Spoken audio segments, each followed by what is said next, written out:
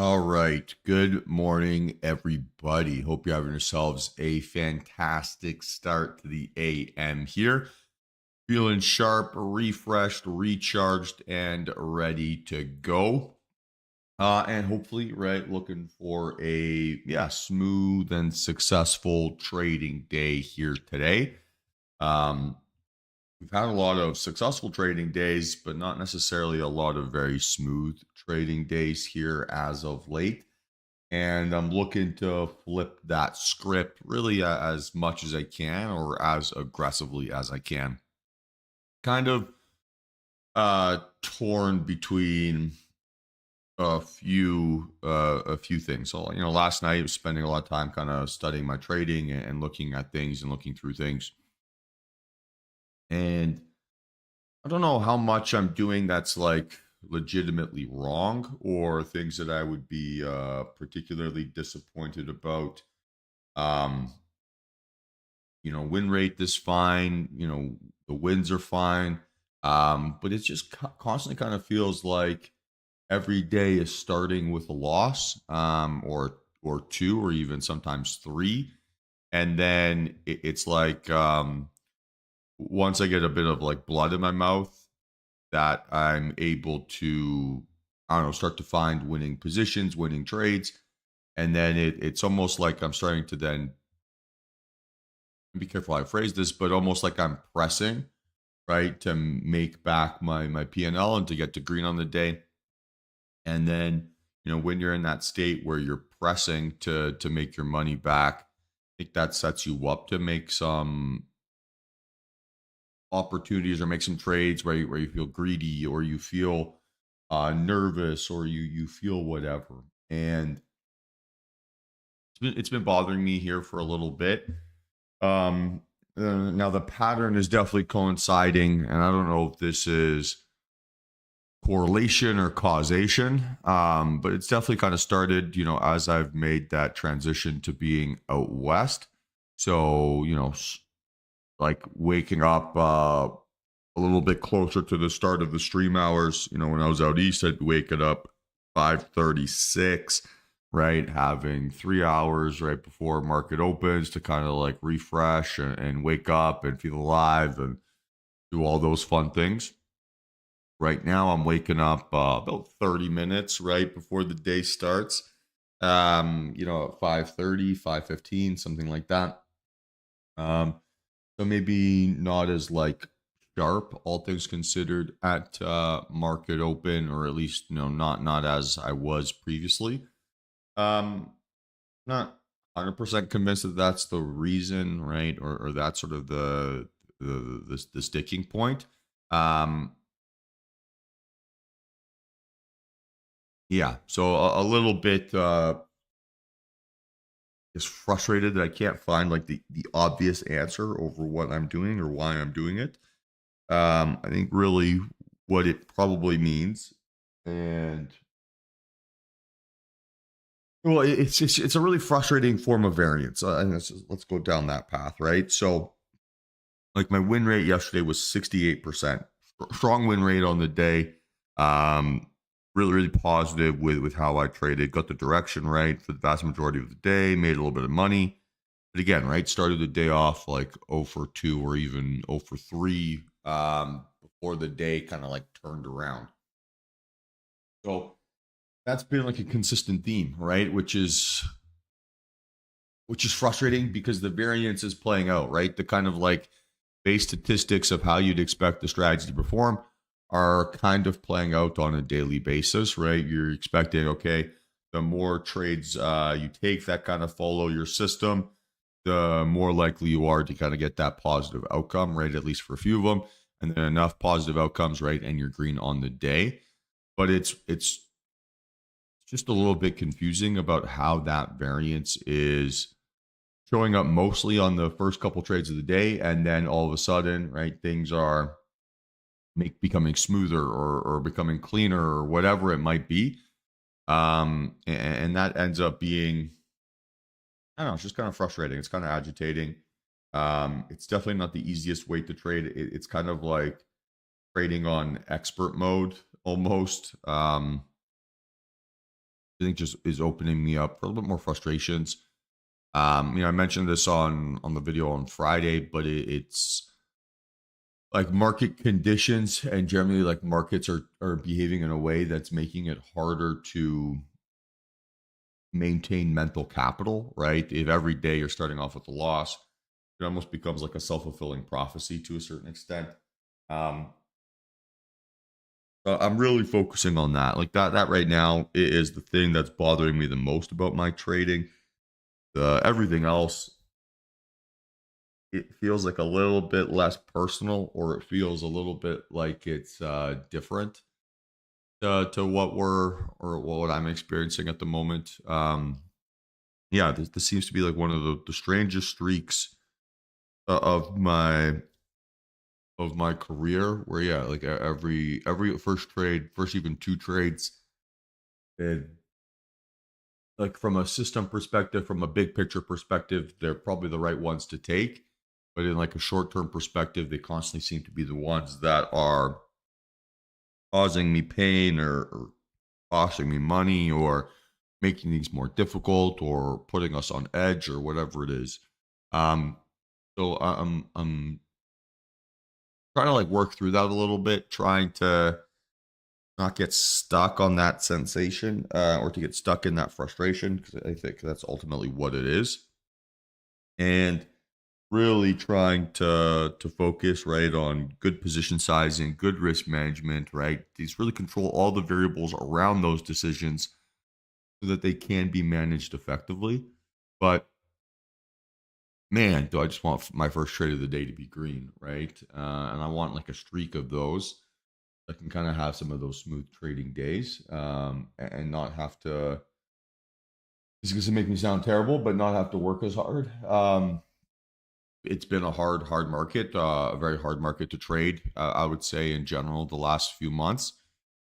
So wanting to find kind of like that smooth, yeah, smooth opportunity. Talked with a few people yesterday, like just about that in general, right? Any advice maybe on how to do that, or things to look for, or whatever it might be. Um, and so I'll try to implement that maybe a little bit here today, or like work through some of those thoughts a little bit here today. But yeah, it's been kind of a confusing little run of form. Like even in general this year, like my trading this year has been really strong from a P&L perspective. I've had a couple days where I've kind of broken my rules, probably a little bit of a larger percentage of rule broken days than I have had in the past, with 3 on the year so far, with 2 of them being last week. And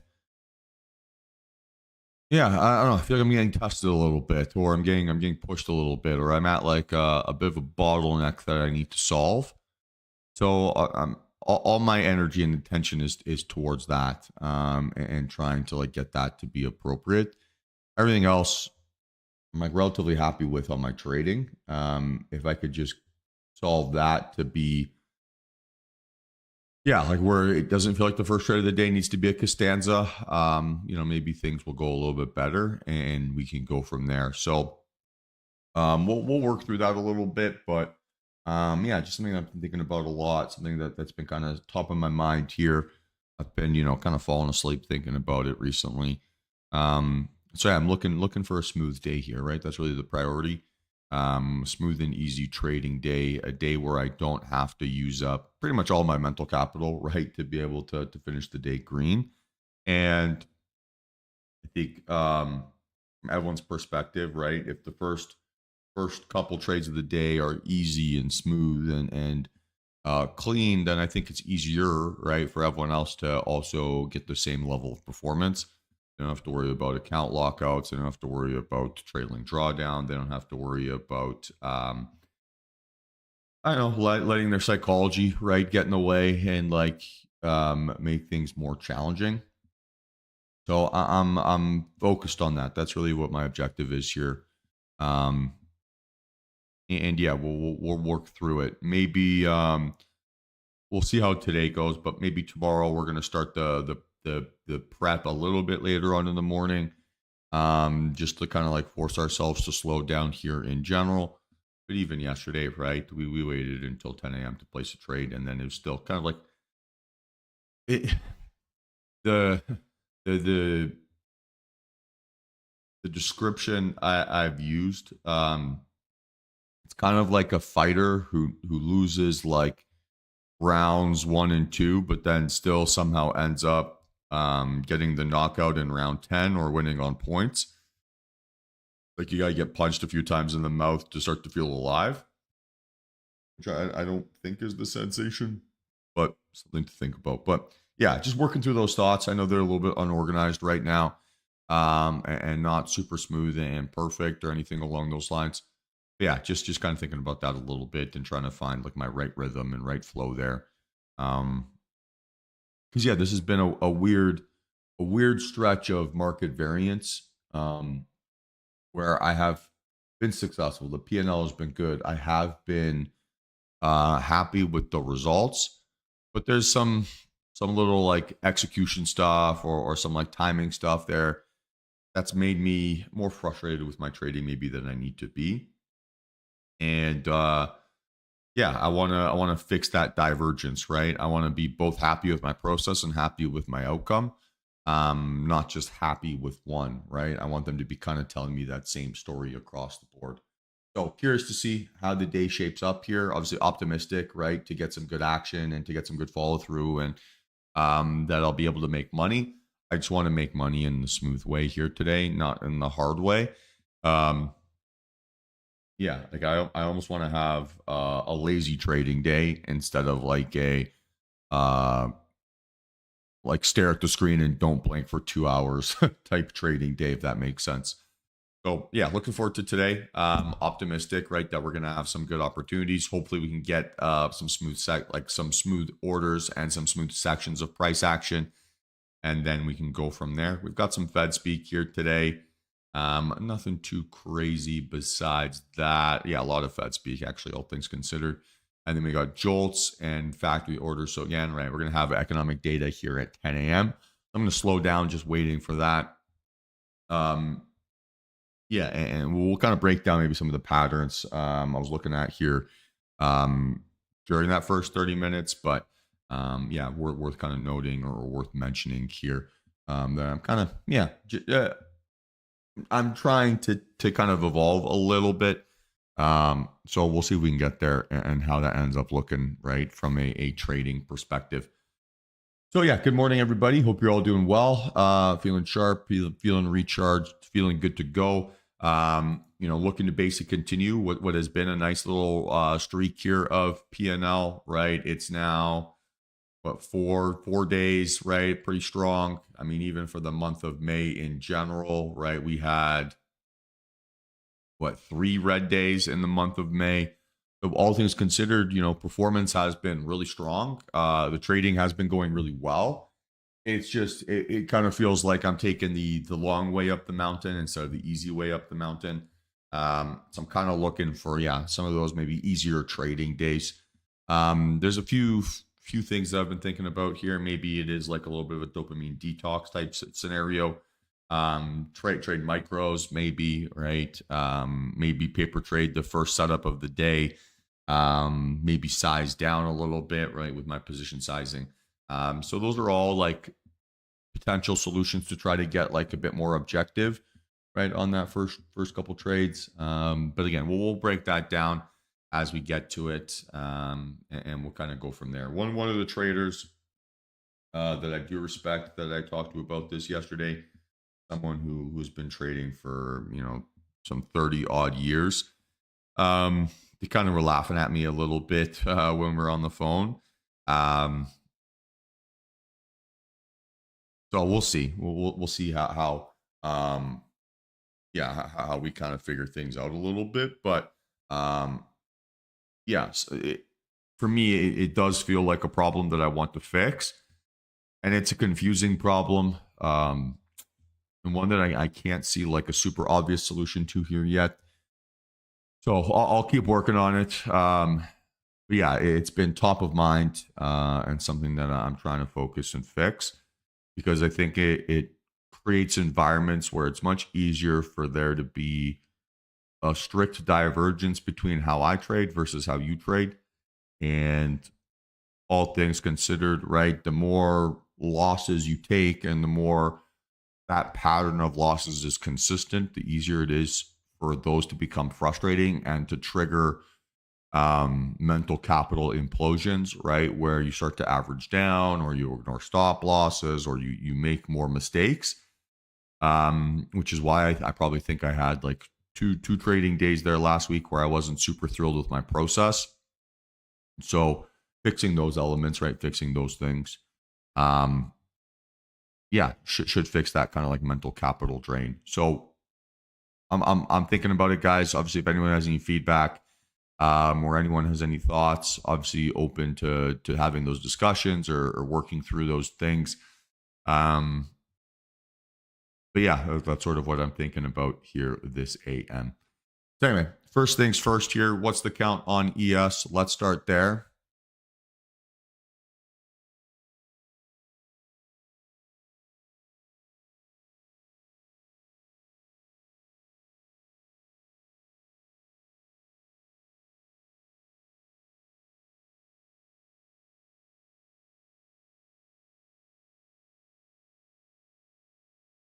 So what's the count here, guys? What's the count?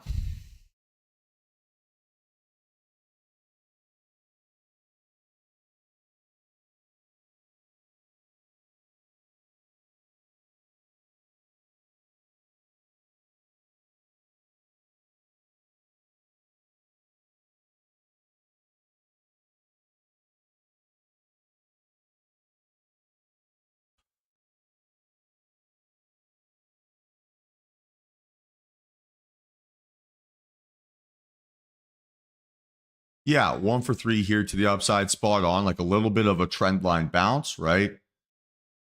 Everyone can still see my screen, correct? Yeah.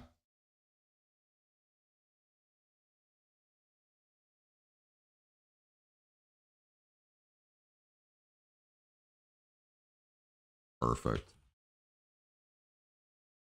And the trend line bounce, right? And then, yeah, we're looking for an ORB fake out of the trend line and then a continuation move here to the upside. We're at 942 here pre-market. So 59.60 would be our starting point here to the upside. Right, we're going to anticipate that first level is taken care of by the indicator, right? And then to the downside here, we're looking for basically a breakdown towards 58.60, maybe 58.20.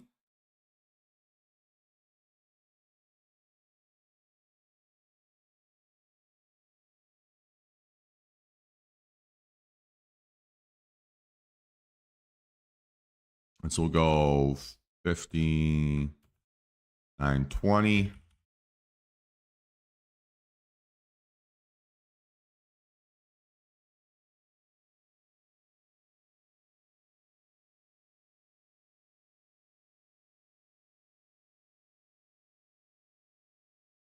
Would we say that, what kind of market would we say that we're in? Would we say that it's trending higher, trending lower, or sideways? What do you think?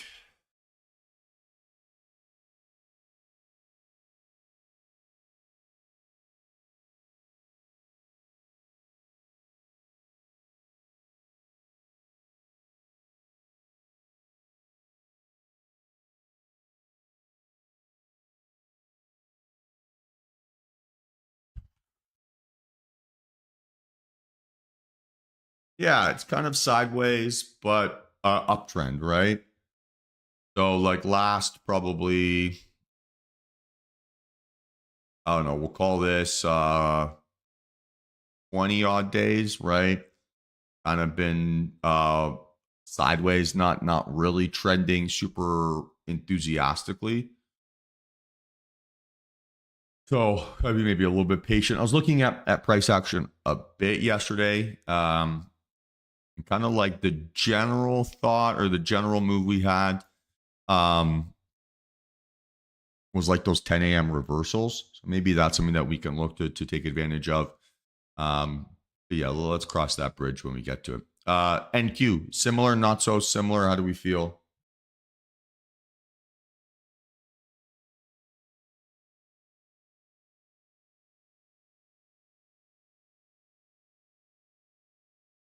Yeah, same thing, right? 1 for 3 here. Pretty much the same kind of like period of choppy consolidation type price action. And we're at what? 21,543. So 21,7 would be our starting point here to the upside, and like a 21,8 and beyond. To the downside here, 21,4, right, is our starting point, and then we've got it kind of mapped out lower from there.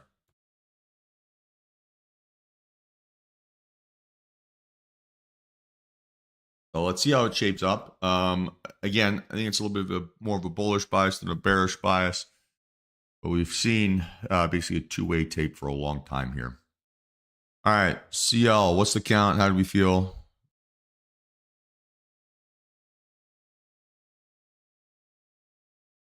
Like we kind of see price action getting stuck right at the 64, right?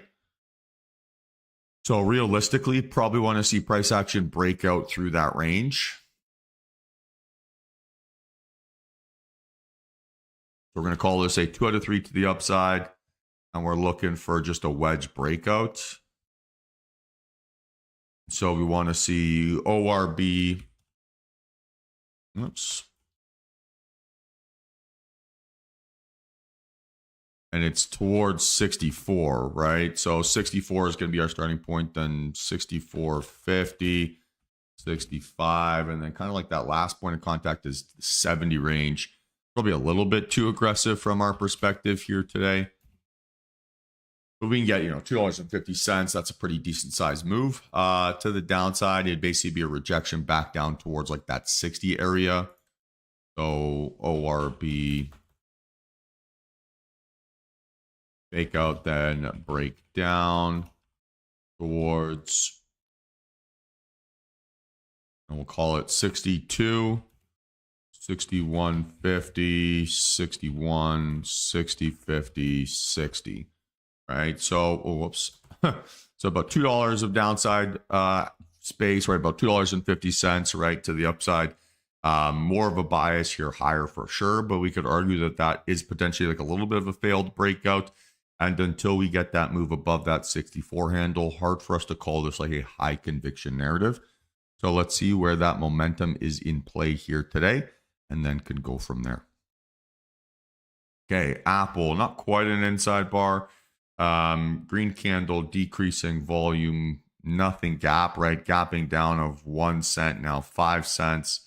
So we'll call this a 2 out of 3 here to the upside without volume, right? So we're missing volume support here. Tesla, 1 for 3 to the downside. Again, right? Effectively just like retested the trend line and now bouncing higher.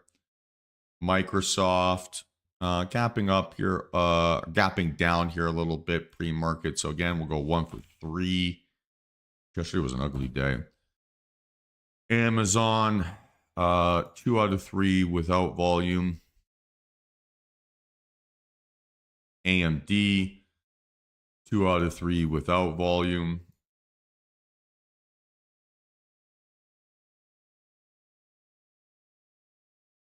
Inside bar on NVIDIA. So pretty much across the board, right, we're getting a story of like consolidation, right, or non-trending price action there yesterday. Now, there are a few exceptions, right, but in general across the board, something to be a little bit aware of.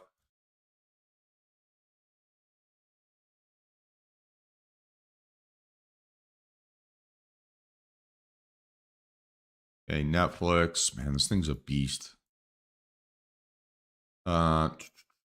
Gapping up, or gapping down 1 cent. So again, we'll call this a 1.5 out of 3 without volume. And the old Google, not quite an inside bar, did make a lower low. So we'll call this a 1 for 3 here to the upside, and then let's call it a big gap down again. And then the old Vixaruni giving us an implied range of approximately 1% here this morning. So not exactly a day of implied chaos. We'll basically see how the day shapes up or comes together. Excuse me. But generally across the board, right, we kind of have like non-trending PA with a few breakouts that aren't being supported by a increasing volume shelf. We're going to be looking for a consistent story pretty much across the board here this AM, and then hopefully, right, kind of like a smooth start to the trading day. We've got jolts at 10 a.m., right, or in 32 minutes. So I'm going to be probably a little bit more patient here this morning, right, waiting just for that to get out of the way. And then hopefully, right, we can kind of put together a strong trading day and like a reasonable bit of price action. But I'm optimistic, right, that we can get ourselves a good little look here. Let's see basically where momentum shows up, right, effectively this AM. And then hopefully, right from there, we can kind of put together a strong trading day and take advantage of whatever momentum is available.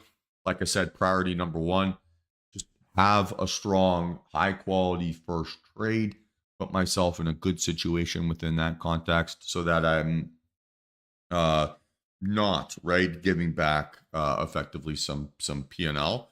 I was doing some calculations there yesterday, and this is probably why it's bothering me so much here today. But had I started the day off with less losing trades, right? So, had it been like first trade of the day green more often, so even let's say like 50% of the time, then my P&L for the month of May would have been about 45K more, give or take. That's a huge difference. That there's like a huge amount of, we'll call it like strategy slippage there. So it clearly needs to be fixed and solved. Now, like it's a little bit of a champagne problem because my performance for May was still really good. It was still really strong. Still really had good momentum and good kind of like price action. But man, did I get there in the most like frustrating way. So let's see how the day shapes up here this morning. Let's see where we get some enthusiasm. Market's just open, so I'm just gonna go pour myself a quick cup of coffee, spend just a couple quick minutes here visualizing a successful trading day, and then we'll jump back on in a minute. But yeah, let's see how the day kind of shapes up here, team. So back in a second, and I'll talk to you all then.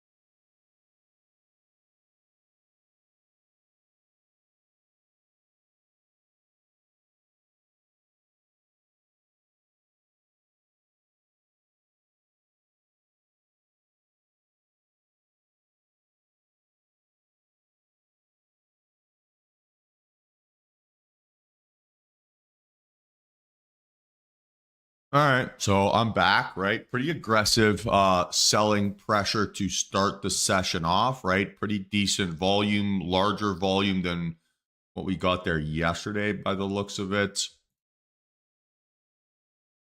So maybe a textbook opportunity here for a little bit of a sell-off. Let's see if that ends up being.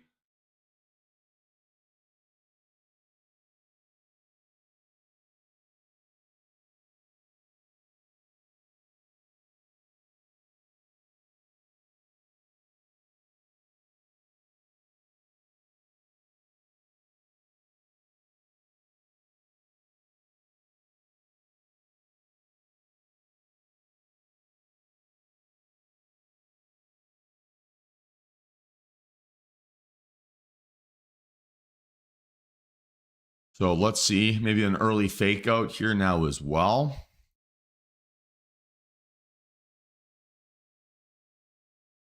How's everyone feeling today? Everyone feeling good?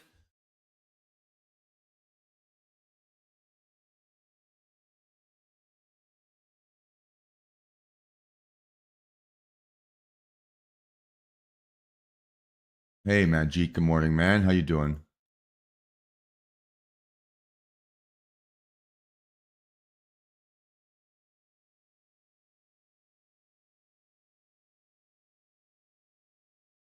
You know, I think if I'm gonna be phrasing basically like the way the price action has been going, is the price action, we haven't had very many like easy trades recently, right? And I think that's, I mean, makes sense, right? With the market basically being stuck in this range, right? Since like say the 13th of May. There haven't been many like super easy trades. So like the move to the upside or to the downside has been um like manageable versus super tradable, if that makes sense, right? So it's like you can kind of grit your teeth into some green, but it's like the hardest way to do it. It's not necessarily like the smoothest type of price action here yet. We're getting some mean reversion scenarios here to start the day off, particularly on NQ. So we'll be watching there a little bit.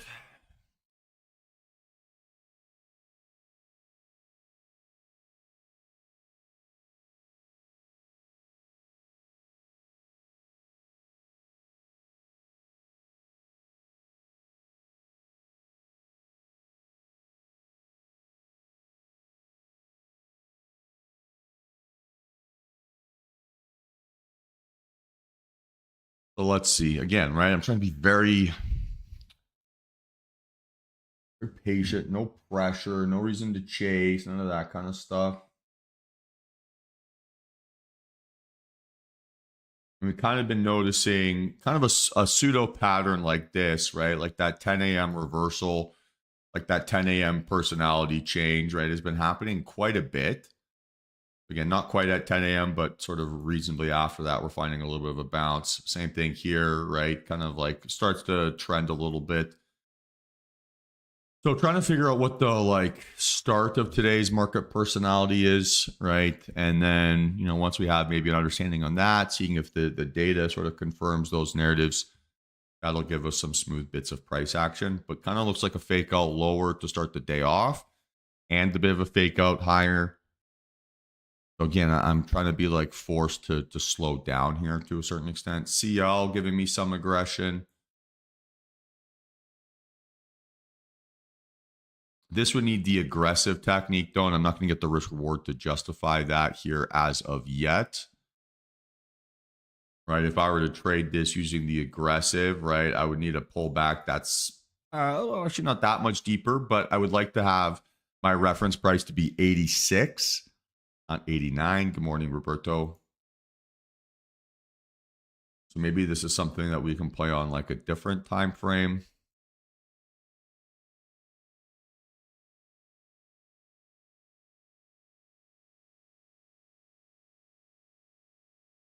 Yeah, let's see. One second, we got a jumper.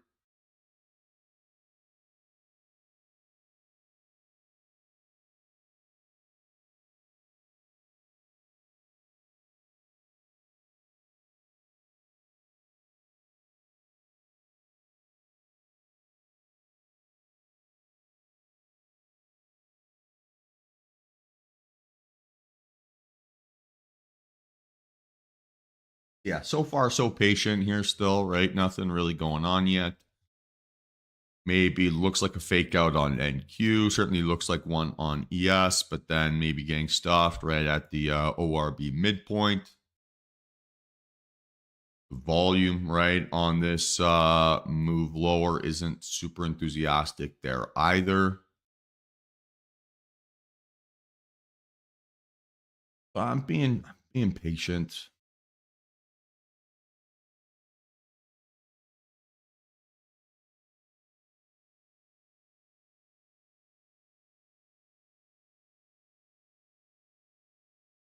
Decreasing volume here, right? Kind of a failed lower low.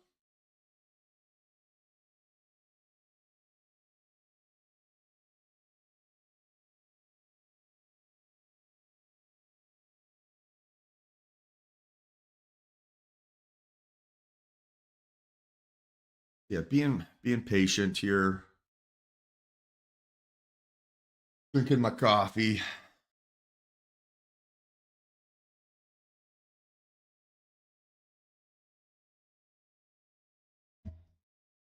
Let's see how it shapes up.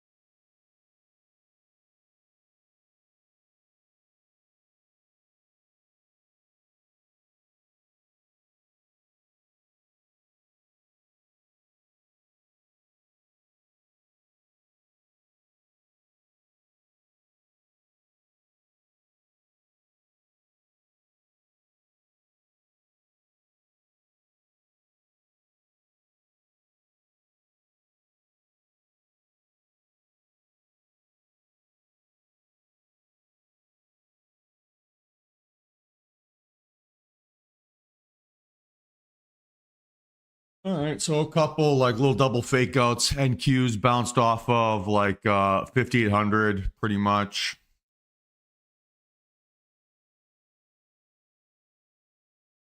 Not quite the same timing there, but this has a chance to go increasing volume. Again, I'm going to be waiting for Jolt's data here at 10 a.m. So I'm not going to be placing a trade here in this first like morning rush.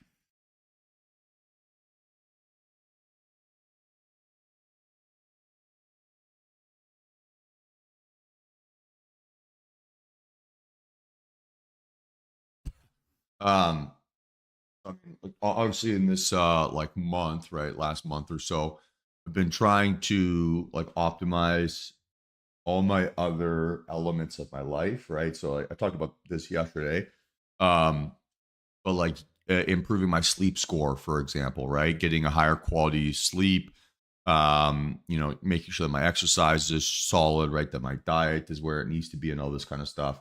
And so recently, I started reading before I go to bed. So like I've got a book I'm reading about someone who actually like effectively created like modern futures trading, a gentleman named Leo Melamede. Um, but yeah, reading a book about him, and I've been reading it for 2 days now. So I started it Sunday night, kind of like 30 to 45 minutes before bed. And it's just that one change instead of, being on my phone or like on YouTube or something like that, or watching a movie before bed. That one change has immediately bumped up my sleep score to be like, yesterday was 99, today was 97. The best I would get before that would be like 78, 80. That's like, oh man, that's the change I have to make. That's it. Yeah, the deep sleep is okay, Manjeet. It's been okay. I want to get like one of those 8 sleep systems so that I can like regulate my body temperature. I reckon that would give me more deep sleep. I get a little bit hot when I sleep. But yeah, I was getting into the TMI style. I use a GPS watch. I have a Garmin Phoenix 8 or something like that. I don't know. I don't know which model it is. But I have a yeah, like a GPS running watch I use, and it monitors. Yeah, I've heard of the mouth tape. What do they call it? I don't. I can't remember what it's called. Like, I mean, they should call it the Ashton Hall, but yeah, I mean, I love using. I love having the little like tracking, whatever you want to call it. Absolutely. But I like well, I use the watch because when I go for runs, I can like load up country routes on my watch and kind of still get like directions. So if I get lost, I don't get like too lost. It's a really nice thing. Okay, yeah, called hostage tape. There we go. Rusty, I'm a little bit concerned that that's the way that you jump in after a week away.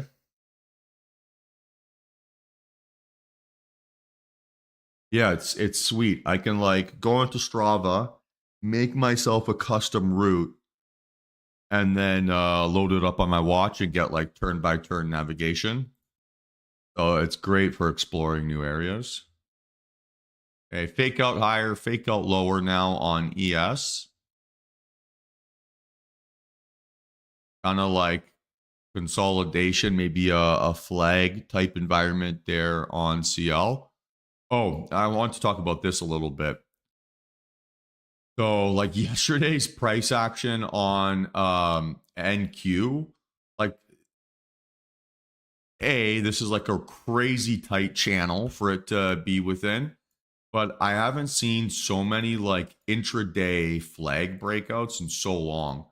So, like your channel was effectively this here yesterday, right? So really, really tight channel from a price action perspective. And then it's like breakout flag, breakout flag, breakout flag, breakout flag, breakout flag, breakout flag, breakout right flag. Like it did the same pattern over and over and over again and just grinded the entire time. Don't see that too often from a price action perspective.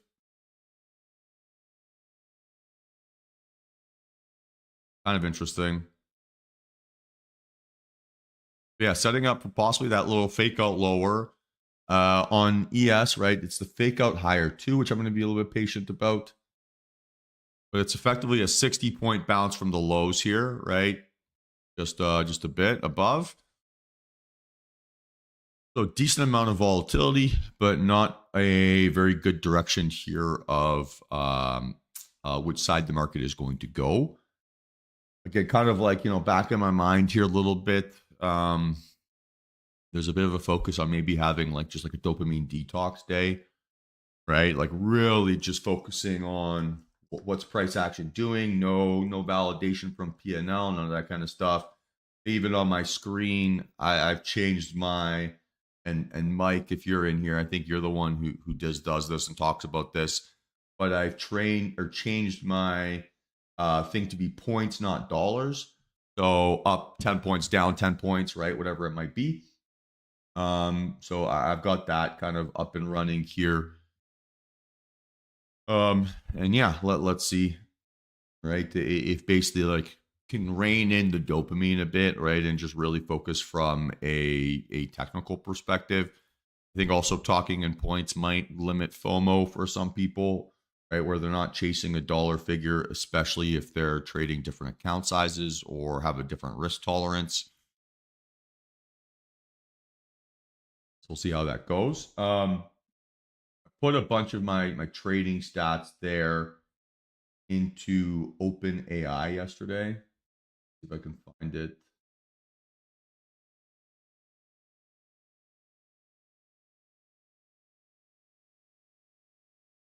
ChatGPT is kind of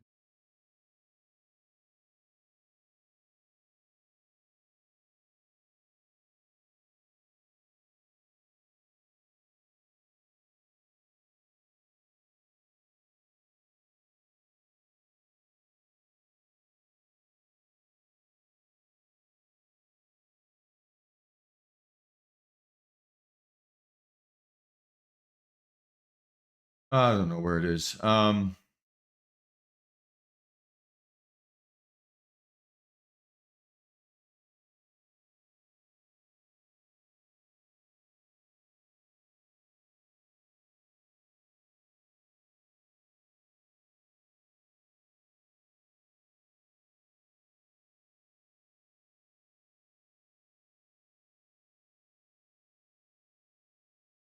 Anyway, getting distracted by that. Let's see. We're at 10 minutes to go before that data drops. Again, potentially getting that little fake out higher type scenario.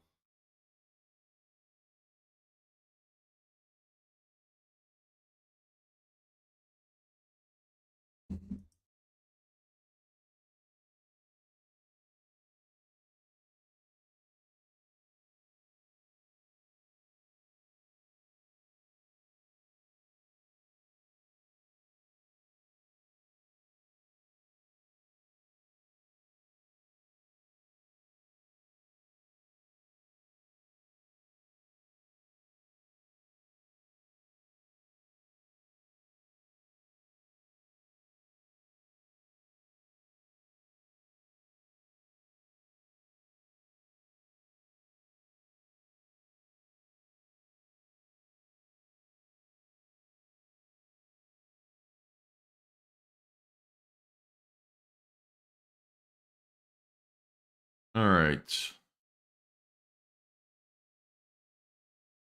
It's Jolts. So it's job openings here today. Just inside the folder, it's red folder. So expected to be high impact news, right? So that's what it means. So I'm basically taking any excuse I can to basically just slow down a little bit here. I think is a worthwhile pursuit.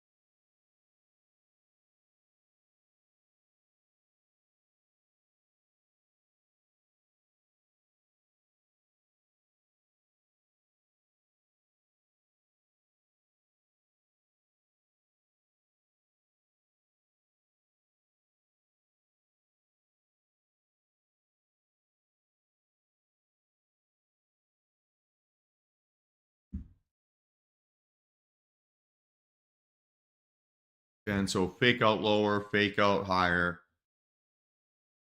Yeah, I can objectively say I've not missed out on anything here yet so far this morning.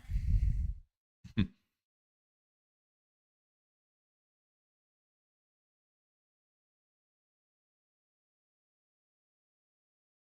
yeah, just trying to be really chill, really slow, no forcing dumb trades.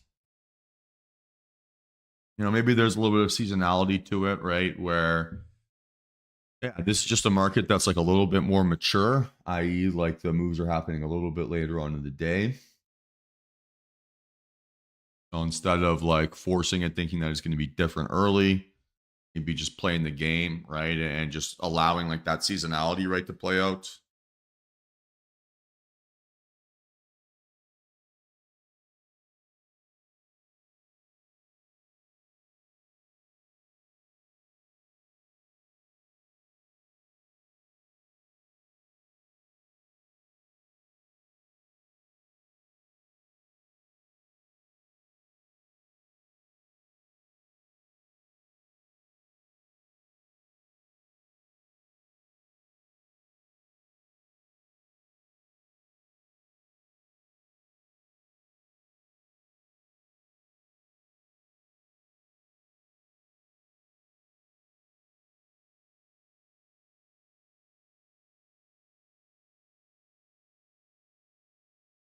So 7 minutes here till data.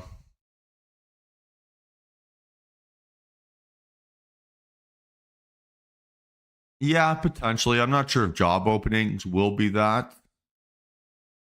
I don't think it's a market that's looking for that. Market, I think, is still looking for like more inflation based stuff, right? Of can we get something that would indicate like a personality change from the Federal Reserve?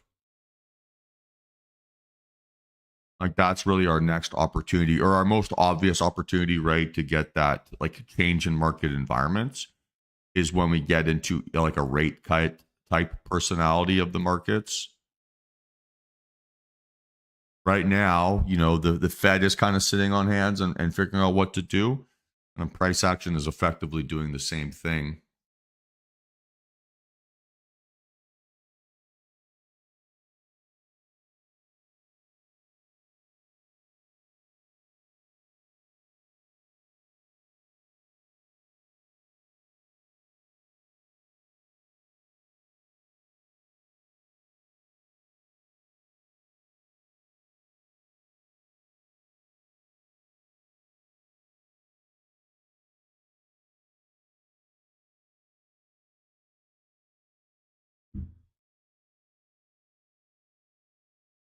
All right, so still gonna be patient here.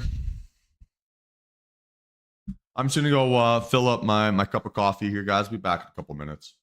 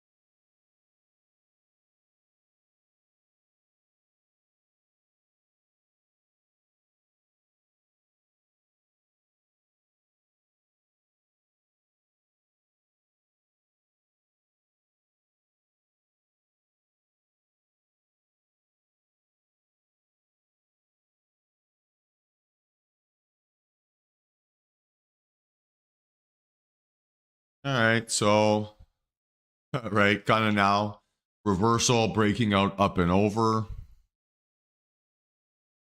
So again, bit of a frustrating open, I would say, with like no real indication of trending PA here yet.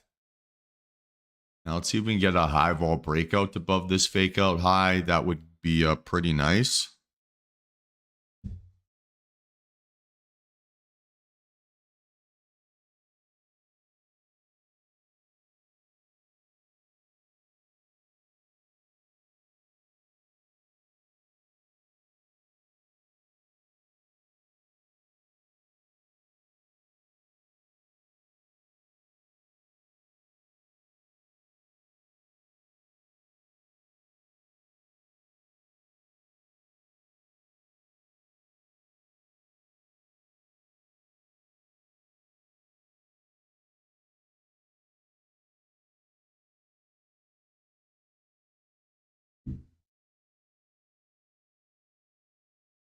So again, if we get a high vol breakout here and like a reasonable reaction, right, from the data at 10 a.m., and this could eventually be our catalyst here.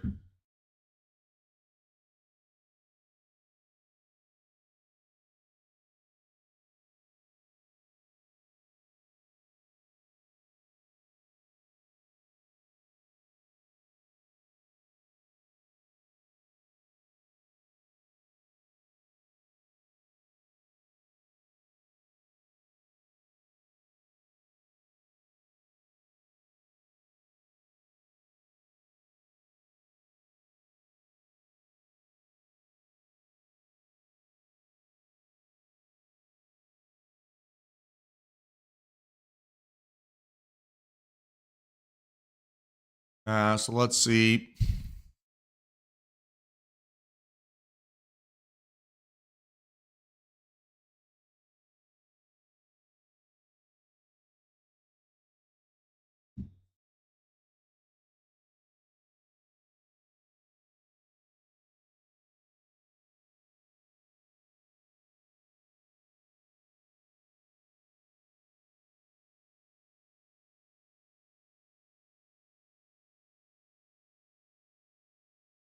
Okay, so that kind of looks like a rejection, but effectively gives us like a 100-point range, right?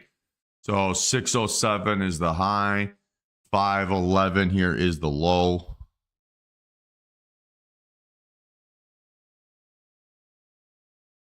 And okay, there's your algo reaction, right, on Jolt's data and what was it, ISM or factory orders.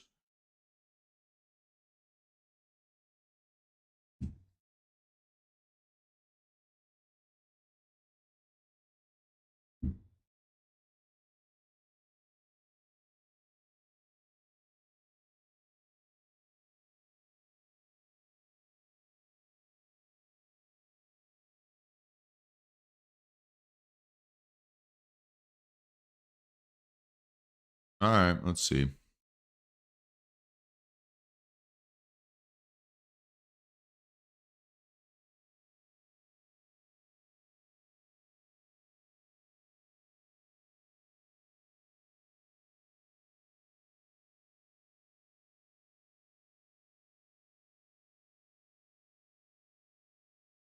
Gosh, everything feels so slow right now. If I don't have 5 trades across the line.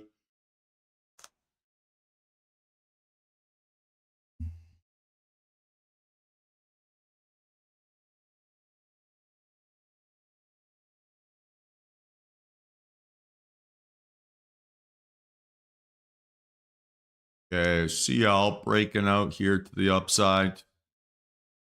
Again, problem with CL, we've seen a failed breakdown happen, right? Let's see if this breakout actually wants to sustain and push.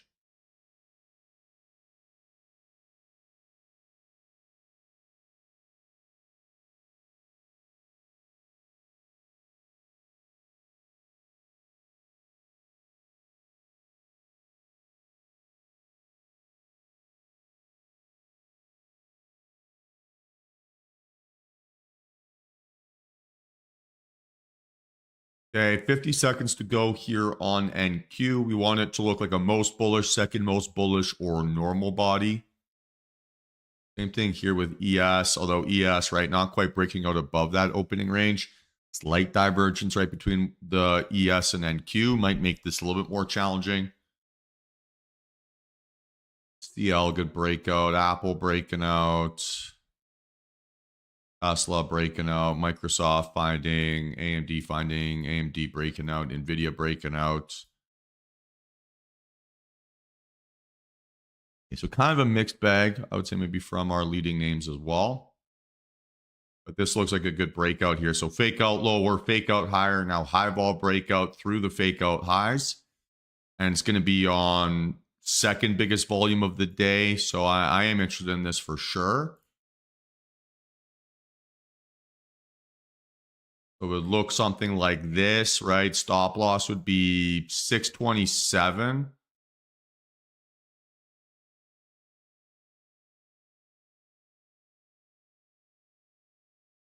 Oh, 627 stop loss. And let's just be patient here, right? See how this thing finds support if it does. How many times we've been faked out, right, on this type of move. So let's be a little bit patient here.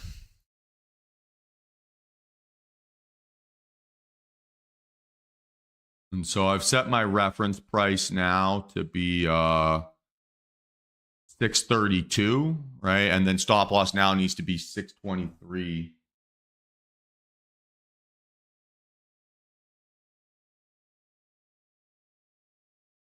So let's see. Now it's fading a little bit.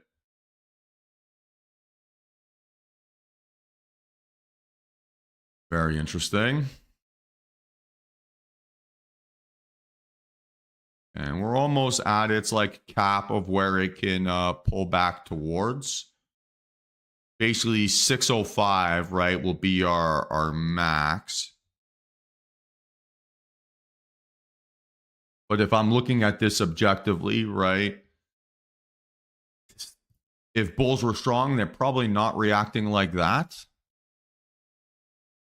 Right? They're probably reacting a little bit differently.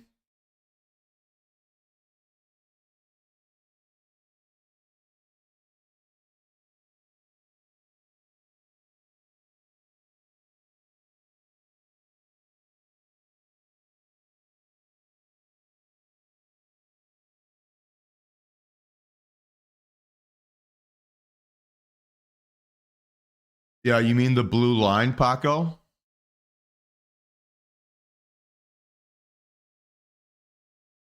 So the blue line in this context, right? Reference price is the high of my confirmation.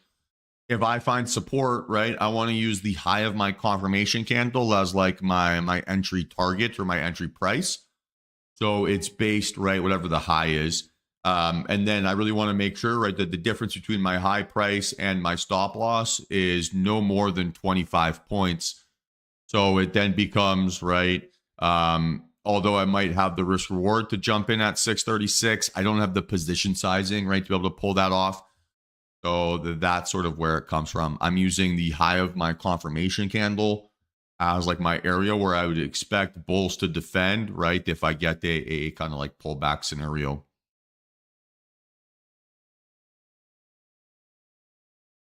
Okay, so again, higher high, higher low, kind of a doji. Not great.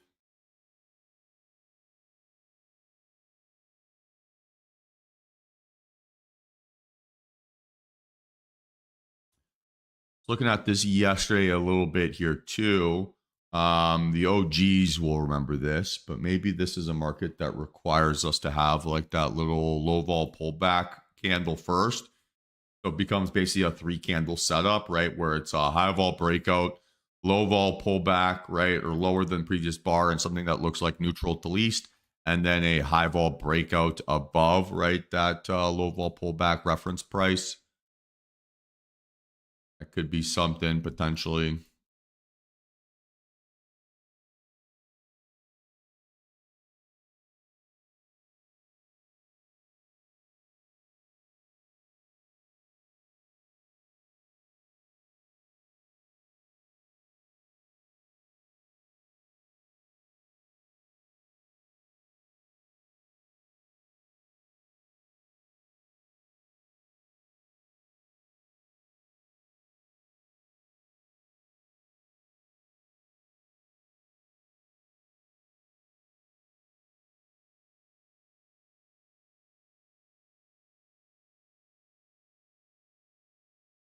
Okay.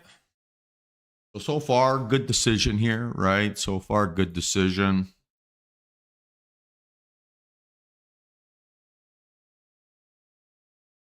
Kind of looking like a pretty aggressive 10-minute rejection.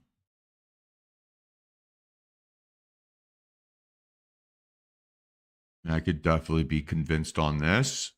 And then the target in this situation, right, would be our 2R range, not low of day, because we don't have a failure through the opening range breakout low on the 10. So that looks interesting for sure. ES breaking down through lows. Bigger candle on the 5 and the 3, maybe a little bit too big. All right, so I'm watching on the 10 min here.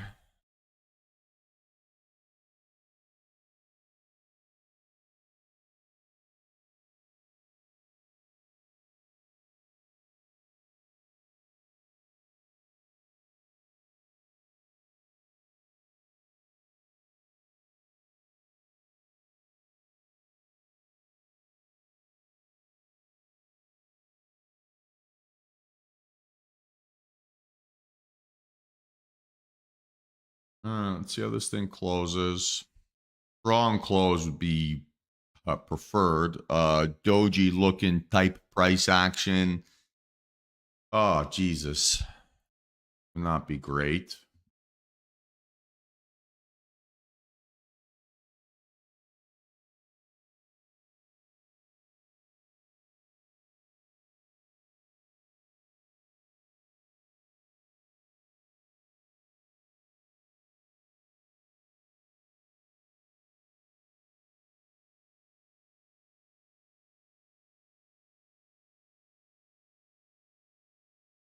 That's like a disgusting end to that candle, right? Horrific.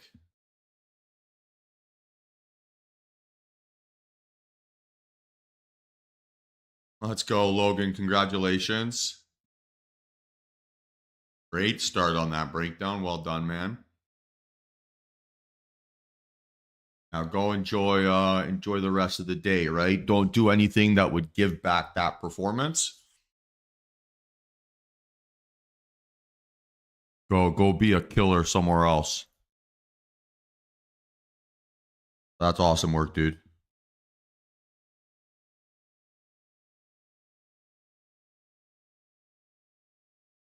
High volume and decision on the 10. Still a higher high and a higher low, which is kind of weird on NQ.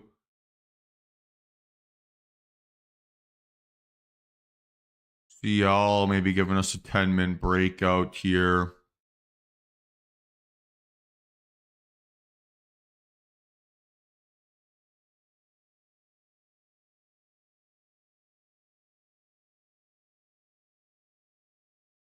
Not the right time to be slow. So can I get the risk rewards? Ooh, it'll be close.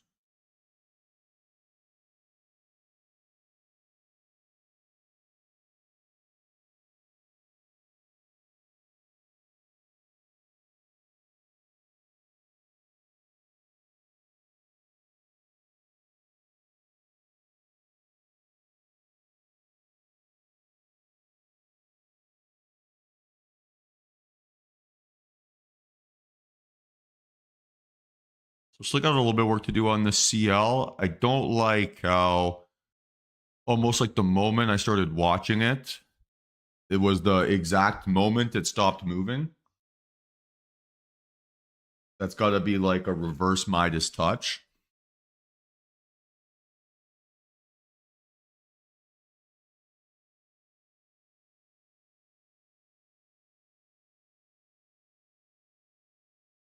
Kind of equal move higher, equal move lower.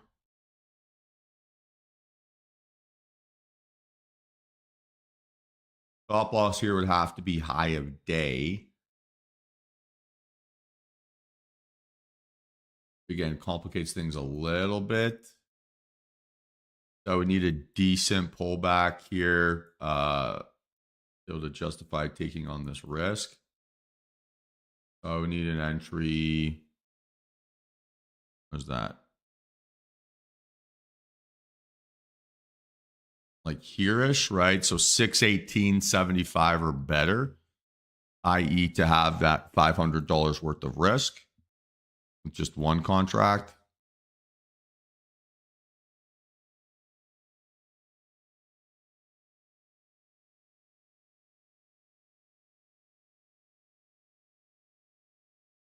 Okay, so I'm going to watch this for sure. Maybe a one contract play, a short stop loss at high of day. So call it 640. Right. Nice. Let's see if we can get a decent pullback here.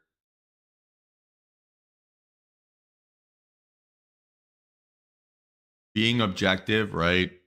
We've not missed out on anything here yet.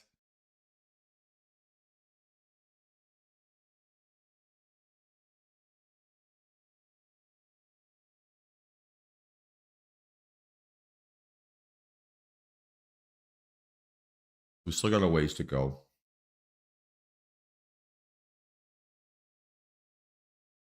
Everyone understand the logic here?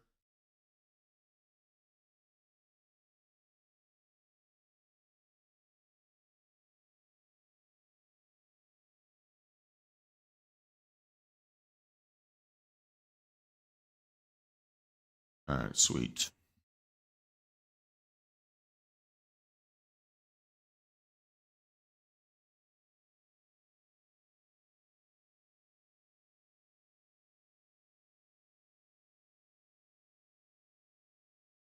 Well, failed breakout, right? Then a confirmation breakdown there on volume.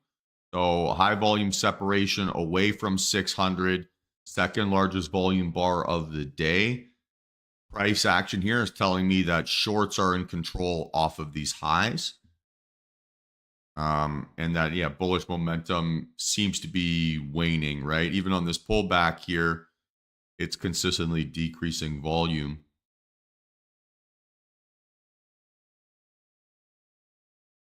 So it's a fake out higher, right? Confirmed by strong selling pressure.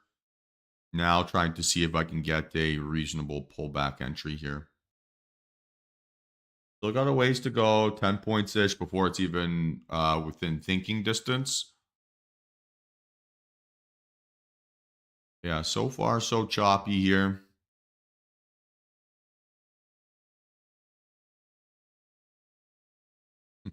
Maybe I should have started today at 10.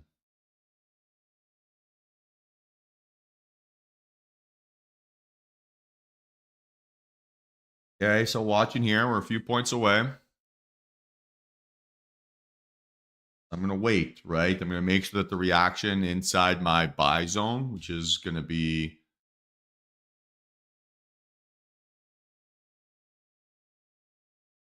effectively in here, right? That it's a good reaction. I'm not just going to sell the first time it clicks 618.75, right? I'm going to look to try to get an overreaction inside that area, make sure that I'm not seeing buyers defend that zone. And then once I see it kind of get stuffed, that's going to be my opportunity to get in.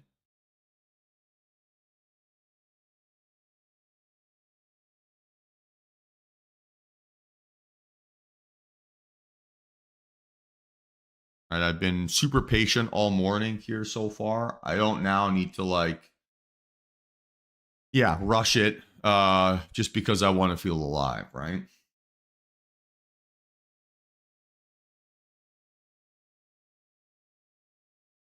If we've already seen pretty choppy price action to start the day off, we're kind of frustrating price action, right? To start the day off.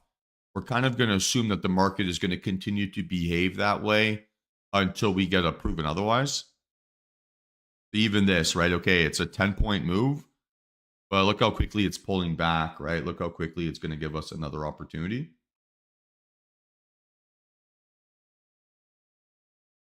So I don't need to feel the pressure to chase an entry here or to do anything hyper aggressive. If it's strong, it'll give me more than one chance. And if it wants to give me a breakdown, right, maybe I can get another signal here, right, and continue lower. So again, no rush, right, guys? No rush.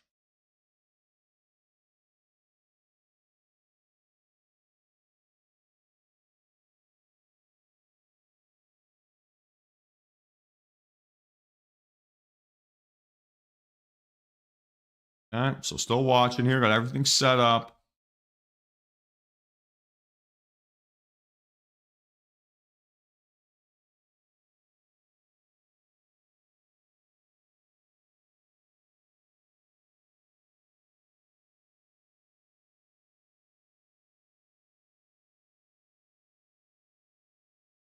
All right, so we're close again here. Watching.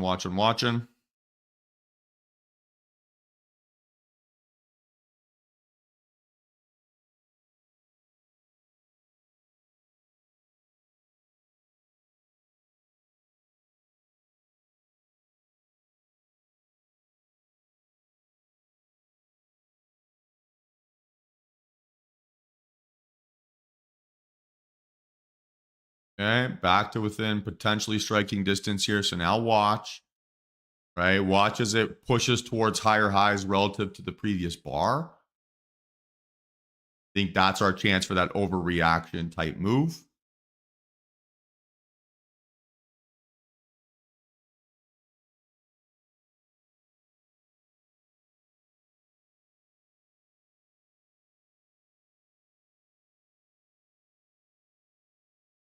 I don't know.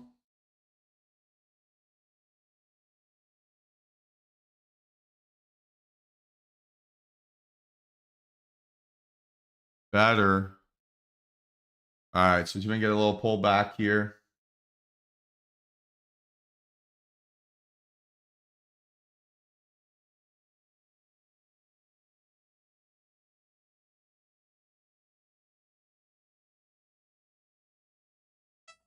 Hey guys, so I am in average price 619.25.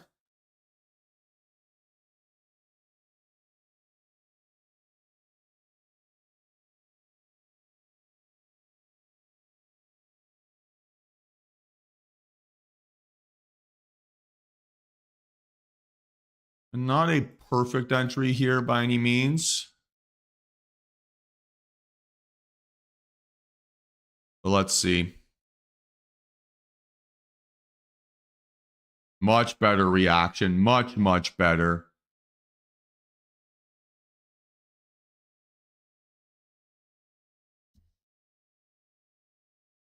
Okay, so now let's see if this thing can get under 600, right? That's going to be kind of our catalyst here.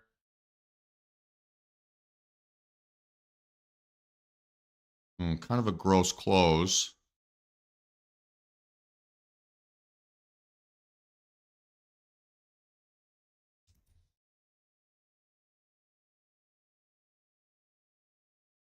Come on.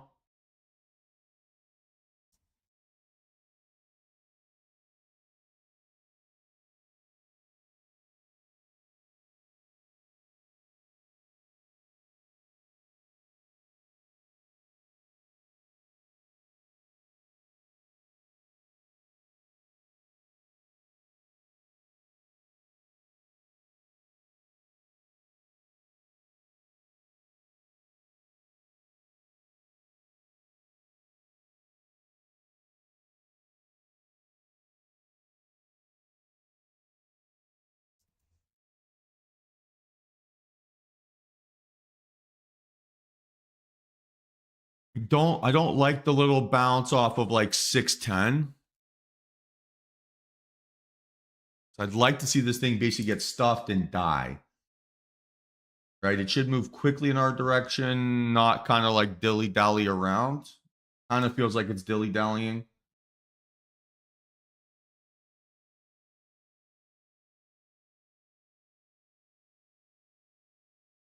So let's see here.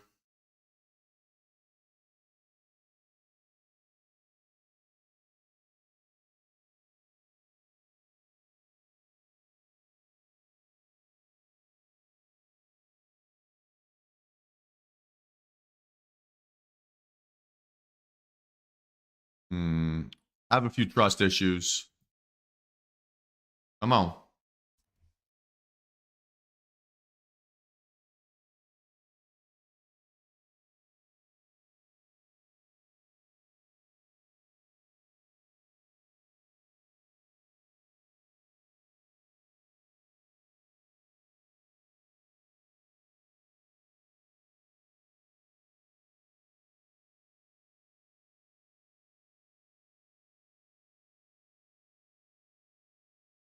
Okay, so watch if it can flush through 600 here.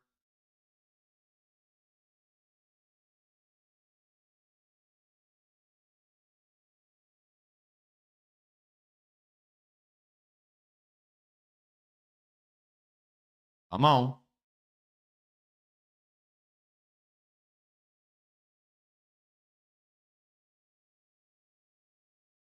Okay, guys, I've closed this trade. I don't like how it couldn't break down there through 600.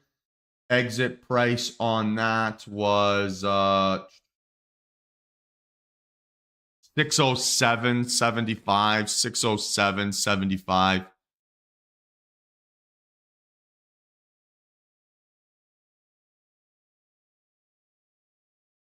And the reason, right, why I wanted to close here is I need three things from candles, right? Once I'm in a position to look for a continuation narrative, right? So I need to see a strong candle shape. I need to see it hold lower lows, and I need to see increasing volume. Post entry, right? This candle couldn't hold lower lows, so couldn't hold a breakdown basically under 603.25. The candle shape is okay. and the volume is lowest volume of the day. So nothing there particularly tells me that bears are particularly strong or they're that in as much like strength, right, as they could be. So good reason to get out. I'm not. I have no complaints with that exit. It was fine. I'm happy to kind of like reset this thesis and try again. It was a good entry timing, but it's not giving me the reaction I want here at these lows. And you get out, get impartial, try again, right, and then reset. A little bit over $200 on that. Can't really complain too much. And we'll see if this thing wants to break down here or give us another signal.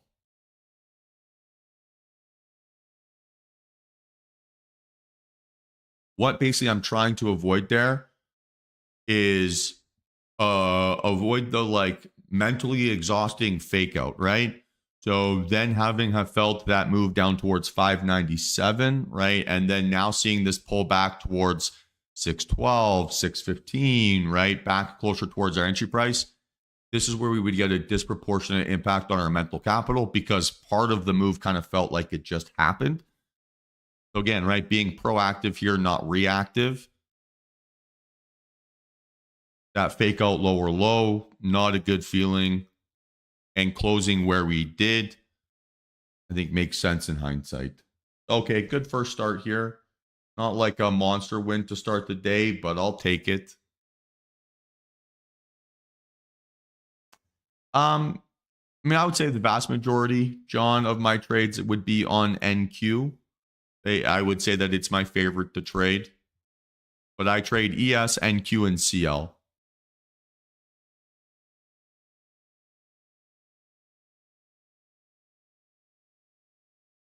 So NQ would be NASDAQ, right? CL crude and ES would be S&P 500.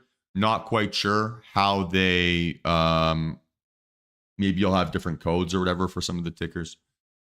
All right, and good decision, right? Back to our entry price. So once we get that failure from candlesticks and volume, we know it's time to get out. We didn't maybe quite bottom tick that, but that's fine, right? Once my thesis is no longer showing me those signs of strength, time to get out.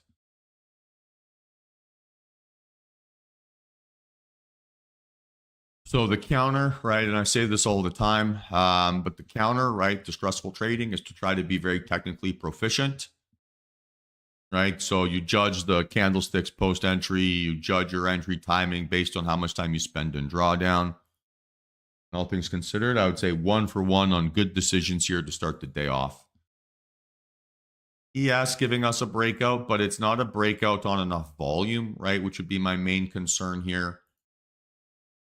So it's like it's increasing, but it's not outlier. I'm kind of stuck a little bit. CL moving a little bit like a lunatic here. I'll stay away from that for now. All right, guys, start the day off a little bit over $200.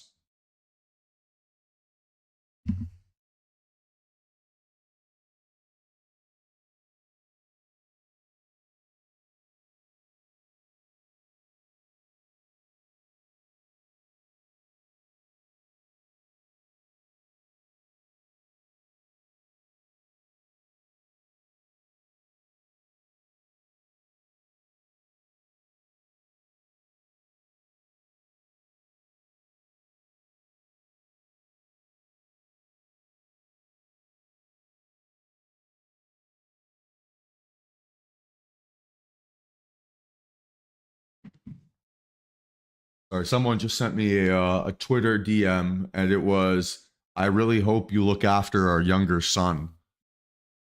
And if I've got a kid I'm not aware of, this might have just been a life-changing Twitter DM.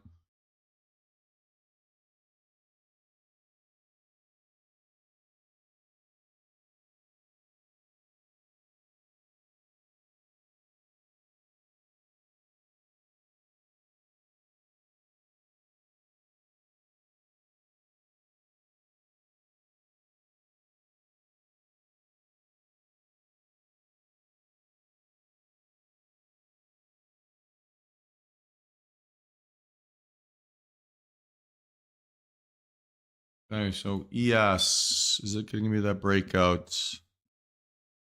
Do you think that's enough? Maybe I should give them like my mom's maiden name or yeah, social security number, give them my credit cards. I mean, it's family, right?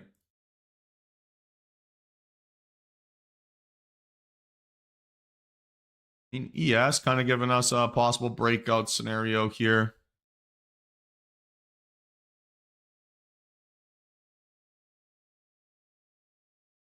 So for now, it would have to be the pullback technique. Let's not get carried away here. I wouldn't do that for family, Paco. If they truly love me, they pay full price.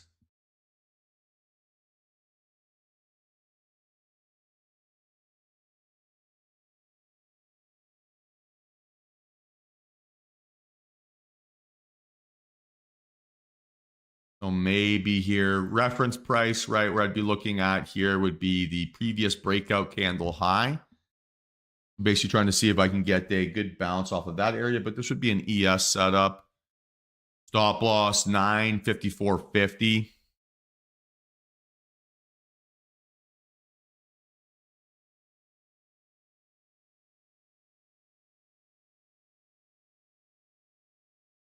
And then a reference price of 956.25.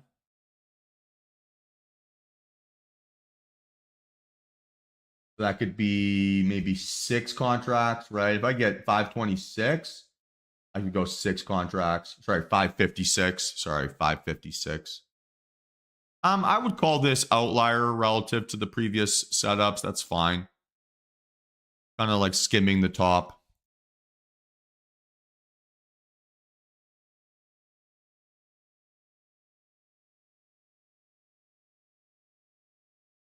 Okay, so I am watching here.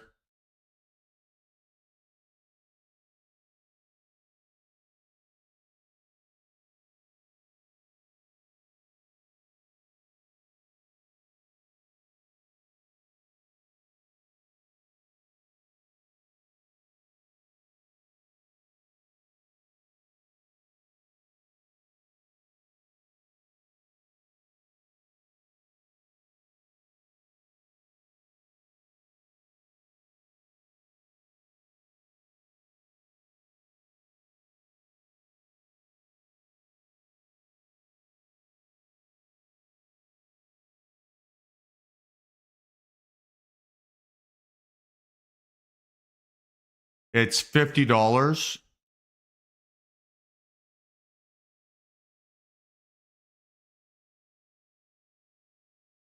Well, do the calculations yourself, guys, right, over how much risk it is. You have all the information you need to figure out what your position sizing should be based on your max loss number, right? Said very clearly it was going to be 6 contracts if we could get the appropriate pullback.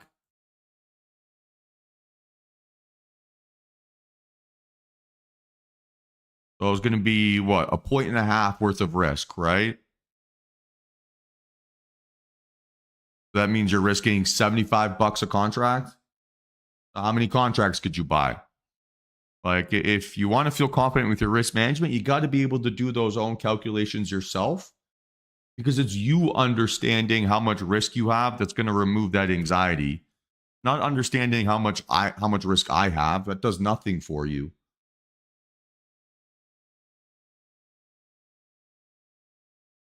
All right, so I shouldn't have to show you guys this, but this is how you execute a trade, right, inside the trading view.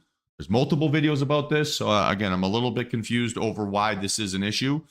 Let's say I'm going long. I click buy, right? I type in my price.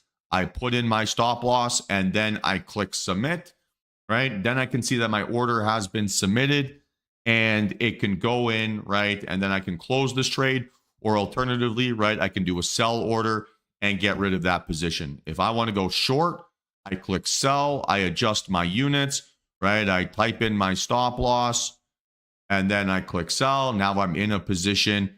And then again, right, if I want to close that position, it's a buy to close. So I click buy, right, and close that position. Guys, these little basics, right? We should be able to figure this out. It's very intuitive. It is very simple. I shouldn't have to be walking you through that there in the middle of a trading day. There's enough resources, right, that show you how to do that. The thing is, you got to practice it, right? If you can't practice it, YouTube is your best friend here, right? If you can't figure it out, if the resources inside the DTR where I'm doing live trading breakdowns and walking you through how I use TradingView aren't answering your questions, then hey, how do I enter a trade on TradingView YouTube? It's going to show it to you exactly what you need. So we got to be self-starters to at least a very basic level here.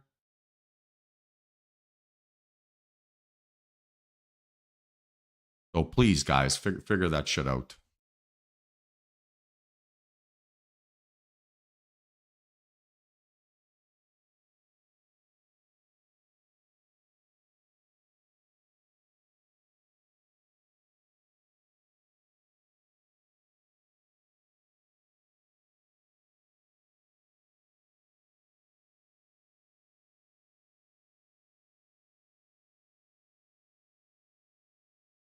Yeah, and there's multiple of that, Mike, also, right? That's in the Start Here channel or in the trading docs.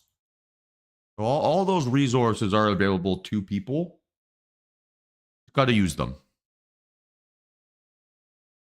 Because none of this stuff is particularly challenging or confusing or difficult. It's just clicking 3 buttons, right? Or 2 buttons.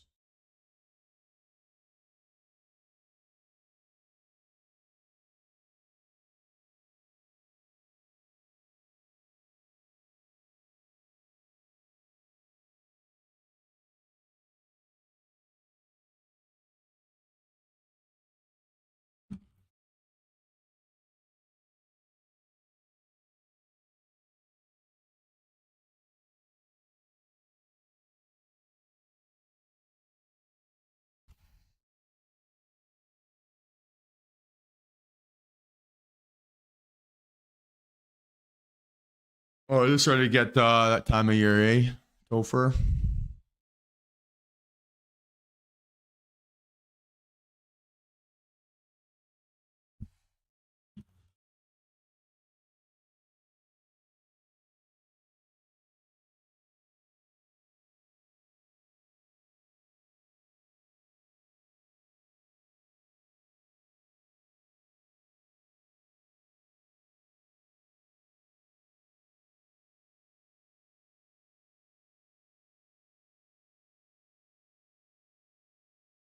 All things considered, we've not missed out on anything here yet, right? So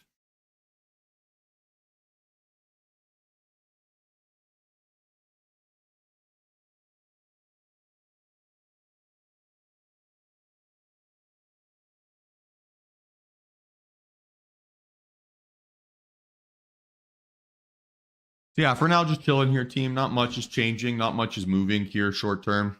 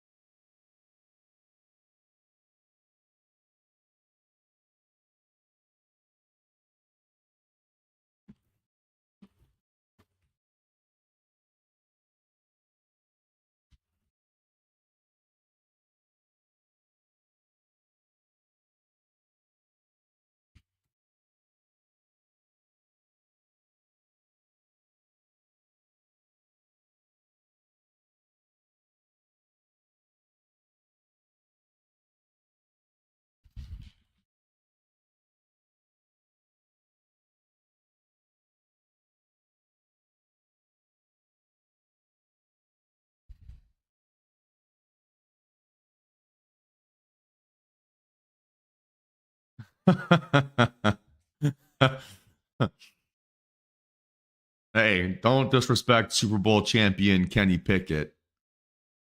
The only player that needed two hands to lift up the Lombardi.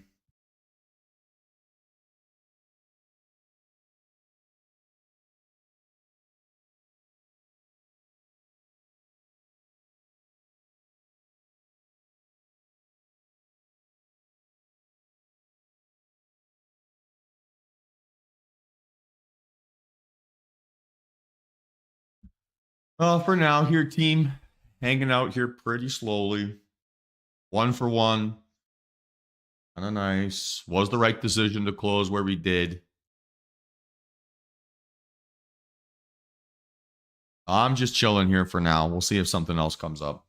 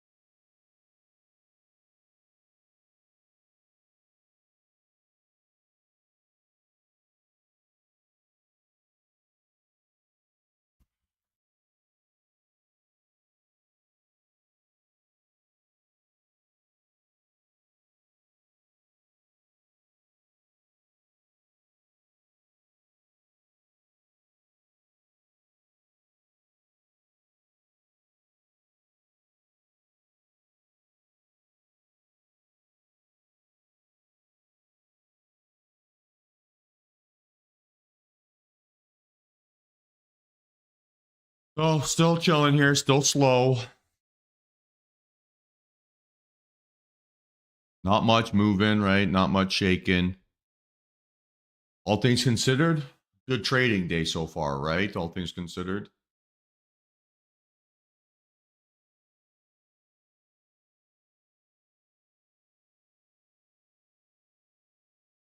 Kind of like that dopamine detox day a little bit so far.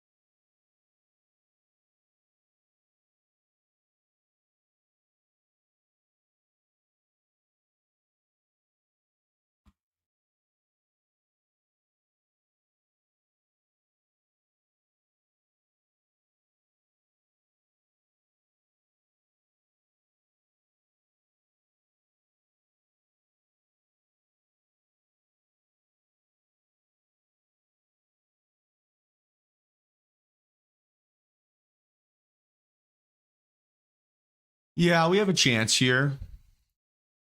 I would need to probably break out above this 639 though, right? Because we've seen price action effectively fail inside that area. And we've not even made a higher high above this confirmation candle. So until I can invalidate that in some context, it's going to be challenging for me to want to play like a breakout from this range. There's two ways to invalidate this 1006 candle. Actually, three ways, right? So a failed lower low breakdown, which hasn't happened. A volume bar, right? That's larger than this in the opposite direction, right? So a green volume bar that's larger than that volume, or right, a break and hold above that 630, right, or above those higher highs. So none of those three scenarios here have quite happened. So I'd be a little bit pessimistic, right? It's maybe a little bit easier for us to get that breakout on ES, but we'll see if that ends up coming together.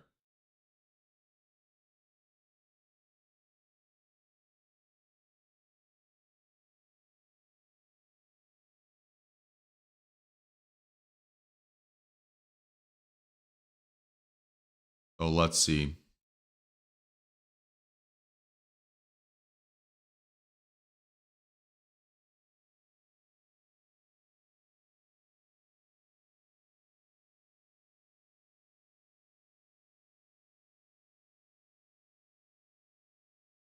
Okay, ES might be better here. Ooh, kind of a shitty close there at the very last second. So I'm going to delay that to the 5 min. Yeah, maybe. I would maybe call this more an ascending wedge than a bull flag on ES. And then NQ, maybe more of a wedge, kind of a dirty one, like that.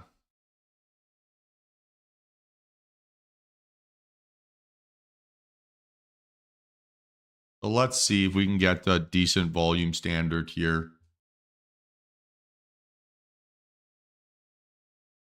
But again, even like our stop loss effectively from that first trade is still active too, right? Could have been 640. Oh, not missed out on Bupkis here yet.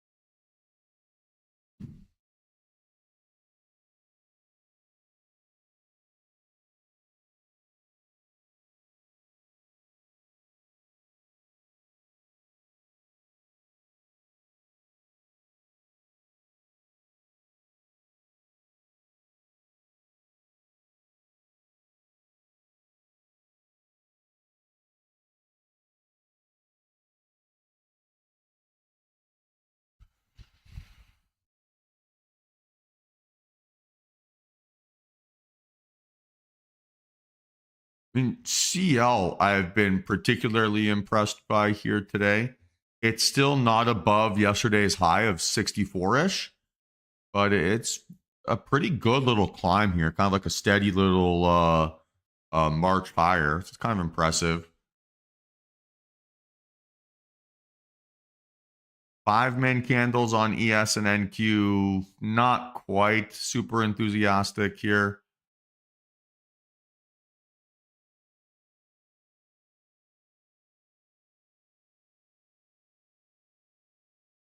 We have a chance, but not quite the breakout yet.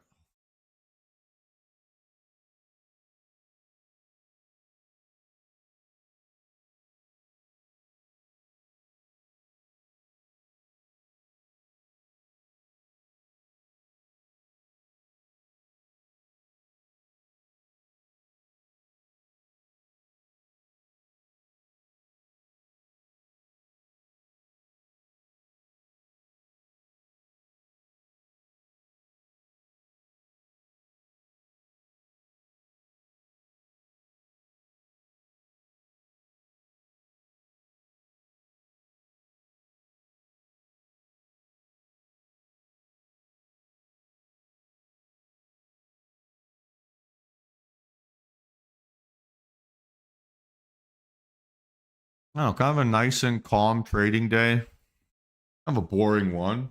Only like 215 bucks, something like that. But hey, green is green.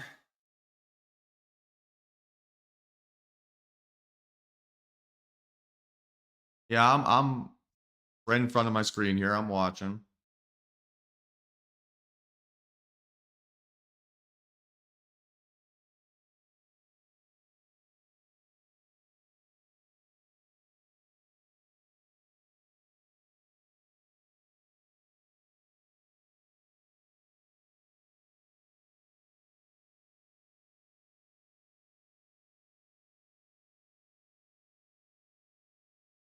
Well, let's see. We need outlier volume, right?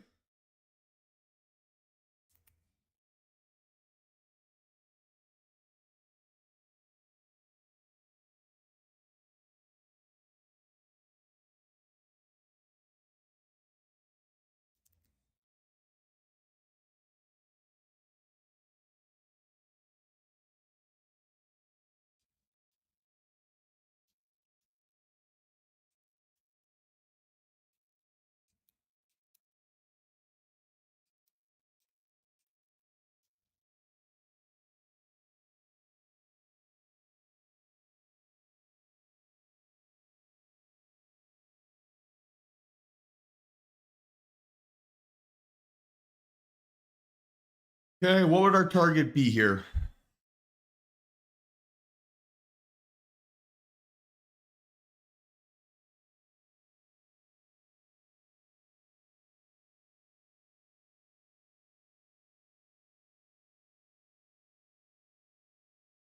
Anyone?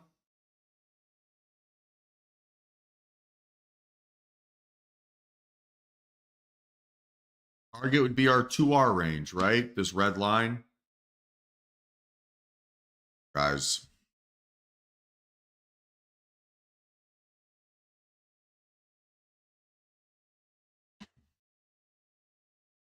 Okay, so for now, stop loss would be 624.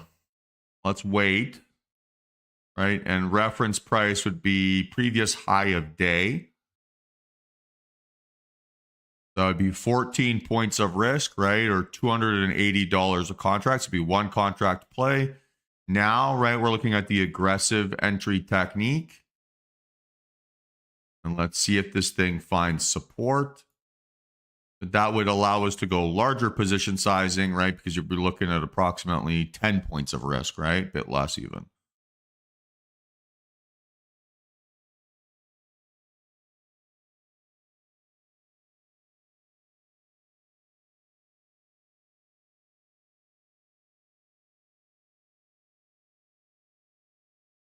Okay, so stop loss here would be 639.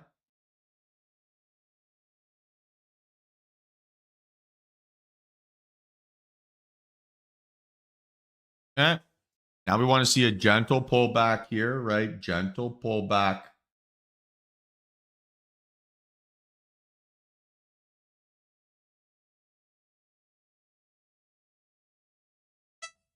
Okay. So I am in average price 648.25, two contracts. Stop loss at 639.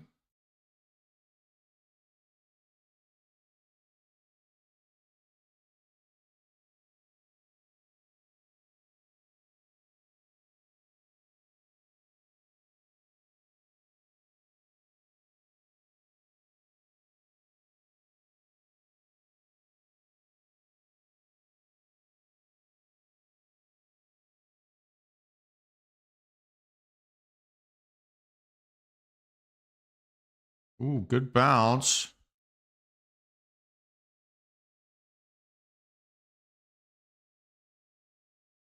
Flirting here.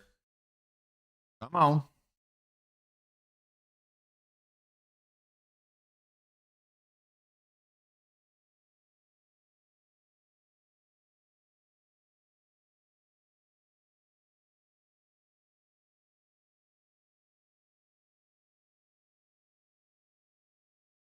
It's kind of a weird candle.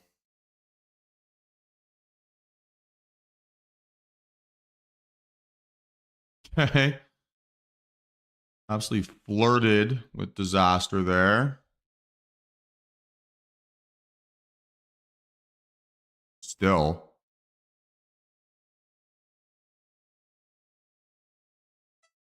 All right, so I got stopped out there. Yeah, I get these phantom stop losses sometimes.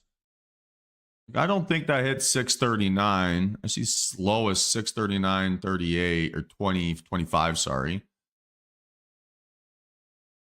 Oh, which is really frustrating. It puts my P&L on the day to be minus $23.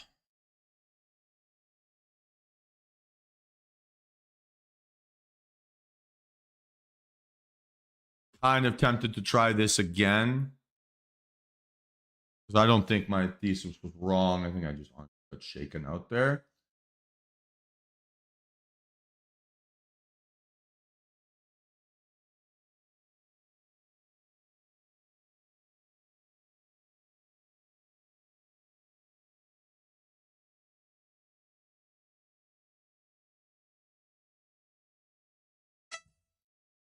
All right, so I'm in again, 647.75, 647.75. Stop loss here, 638.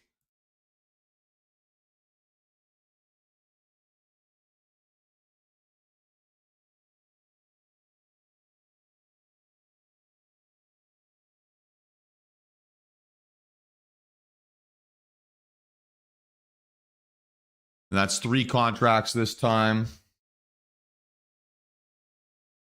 And much, much better. Okay, good decision. Probably, I don't know how I got faked out of that first one. Something to think about. But let's make sure that this thing keeps pushing higher, right? And gives me some good follow through here.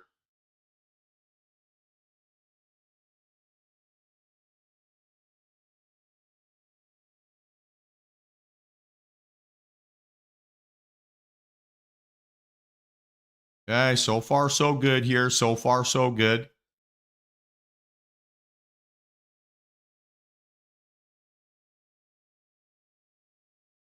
Okay, give me a next little pop here. Ideally, we want to see this candle close above 660. Right? Above 660. We should get increasing volume.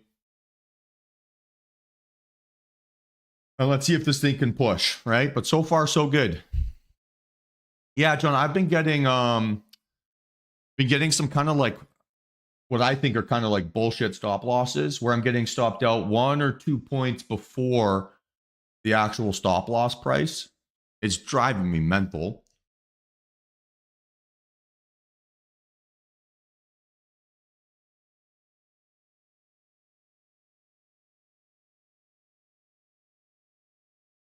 Okay, good close.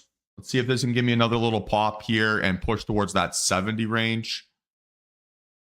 And I just want to be a little bit careful here about a failed breakout, right? So a failed pop higher and then reversal will not be a good sign. We need to then close as my P&L. Yeah, neither did I, John. Neither did I. Really annoying. Really, really annoying. But let's focus on the current trade at hand, not the one that we just were in. So far, this trade is working really nicely here so far. Right? Nice little breakout. That's going to be 1,200. Right? So let's see if we can get a little bit of further continuation through that 70 handle.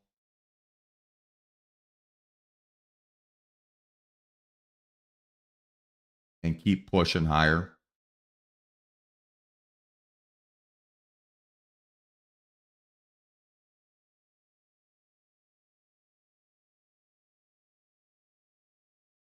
There is a little part of me that wants to pyramid this, but I'm going to take it one step at a time here this week as I build up my dopamine, right? I'm kind of focusing on really just being technically proficient, not in trying to like trade my hardest, if that makes sense, right? The thing that I want to play around with a little bit, and maybe I'll do this in the background here with one account at some point, is basically using a trailing stop loss on pyramid positions. I'll cross that bridge when I get to it.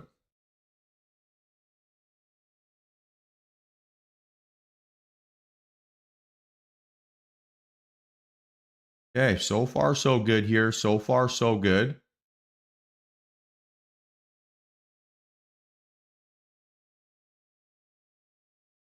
You want to be a little bit careful with that possible fake out.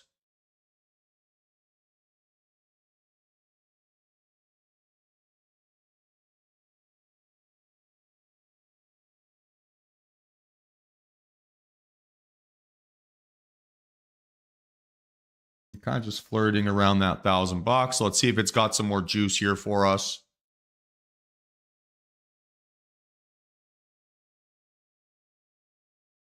There we go. And then the focus here now, right, is closing this trade as my P&L is increasing. I don't want to see this pull back now towards 60, right, and then panic close at that point. I'm up nicely on this position. I want to make sure that I finish up nicely on this position, right? So if you're getting to a point where you're feeling like, oh, I need to protect this trade so that I don't go red, better to take your full profit here than it is to hold out hope, right? They're going to get that bigger follow through risk-free. So I'm going to try to see if I can get a next decent sized pop here through that 70 handle, and then I'm going to look to get out. Really strong trading day, right? So let's see if this thing can keep going. A little bit more here. Beautiful, beautiful, beautiful. That's 14.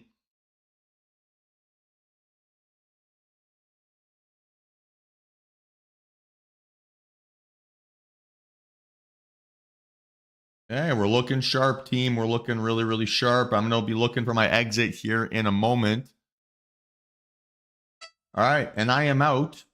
638. Sorry, that was my stop loss price. Close price here. Bottom of my screen. Can't I see it? Oh, 673. All out at 673. Puts my P&L on the day at 1474.68.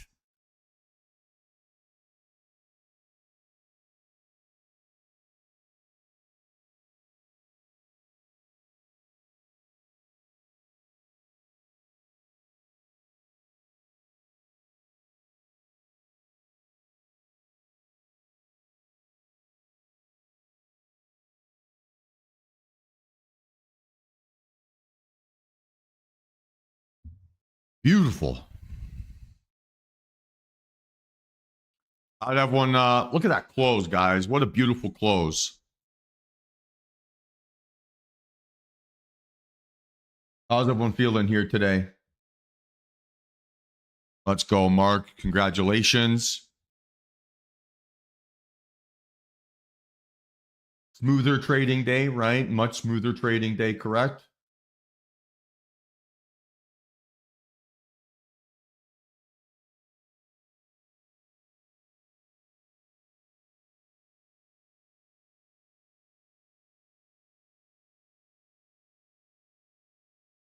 Everyone green?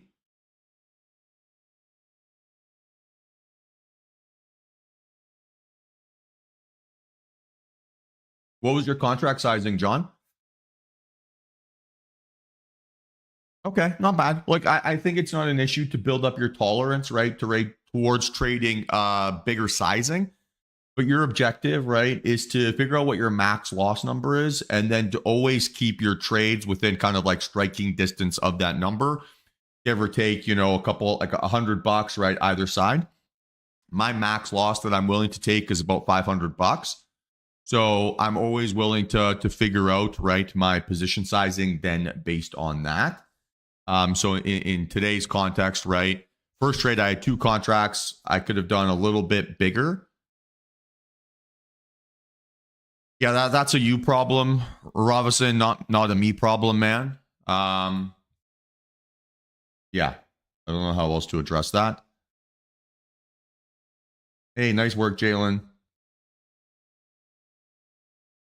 There are too many variables with the information that you're giving me for me to be able to answer your question, mate. So, yeah, I can't work with that information.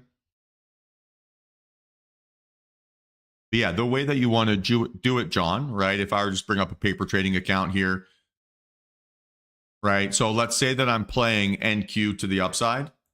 Okay. And I want and it's just a made up trade, guys, right? I'm not taking this, right? And I want my stop loss to be 659.75. So I'd set my ask to be, or my ticks to be 0. My stop loss here to be 659, right? And then this number right here tells me how many contracts or how much I'm risking per contract, right? So in this circumstance, I'm risking minus 40, right? Because it's below that stop loss price. So let's change it. Let's make it 50, right? So now I'm risking $180 per contract. If I change this units, right, now I can change up my sizing to always be within my $500 worth of max risk. So that would be how I would do it, right? And then once you determine how many units you want to purchase or how many contracts you want to purchase, it's about waiting, right, to get to that sweet spot for yourself where you're under that $500. Again, guys, not a trade I'm taking, just for illustrative purposes here.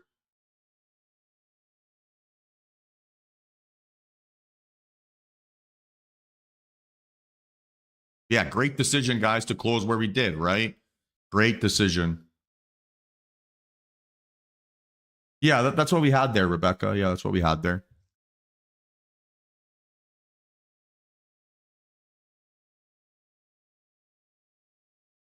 So you can set it, right, so that it's a $500 stop loss by default, or, right, you can work backwards so that it is a $500 stop loss, right? So I can set this percentage to be dollar risk and set that to be 500.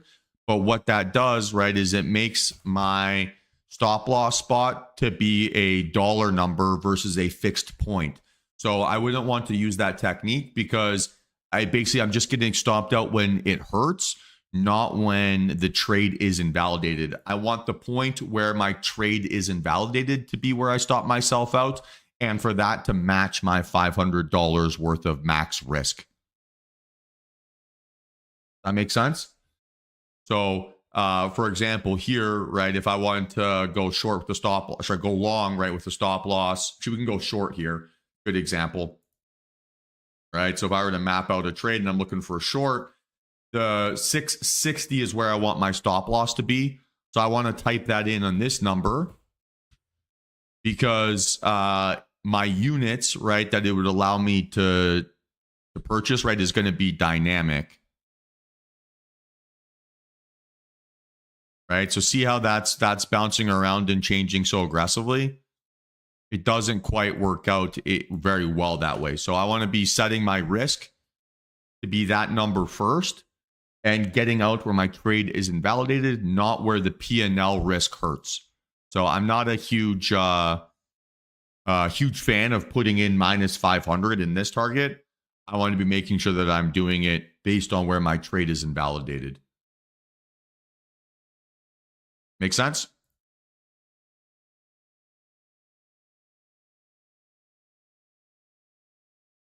No, you're going to be 10 minutes behind.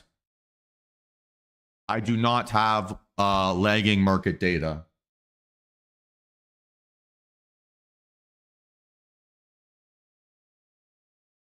It would be impossible for me to trade being 10 minutes behind. Plus, if it was on TradingView, there would be a little D here, an orange D, that would tell me that price is delayed. Do not have those things. Please try again.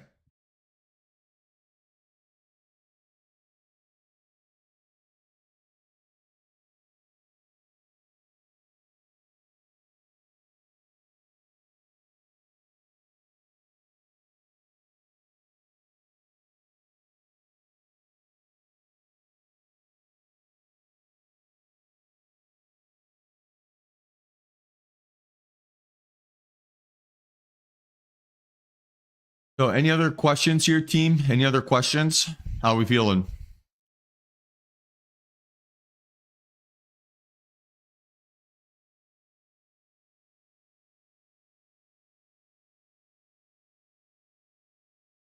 Good day for everyone. Yeah.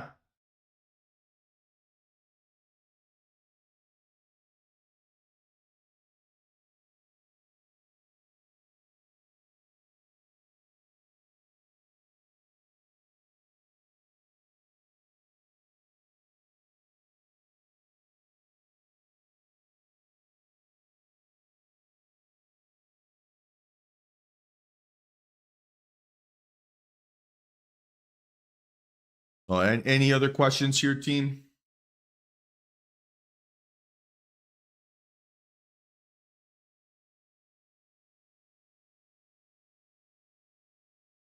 Well, I like how I traded. I like how I trade every day, Vinny, most of the time, bar three exceptions, right?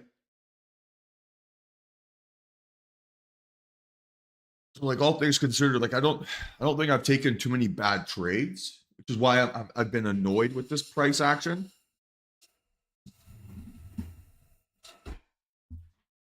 Sorry, I don't think I've been taking like bad trades. It's just that the beginning of the day seems to like shake and fake me, and then once you kind of get shaked and faked, you kind of you want the you want the validation of getting the direction right. It's been weird because like the confusing thing about my trading here this year um is I've been more aggressive, right? I've generally been much more aggressive this year. It's been a conscious decision to try to be more aggressive. Um, and it's been about being more aggressive, basically trading all my setups, right? And more aggressive in building up my position sizing, which allows me to survive, right? Or to basically play the variance game out on a daily basis. But some of the extremes of those variants, right, to then have to work back from has made it feel as if we're swimming upstream, which sucks, right? Which is a terrible feeling.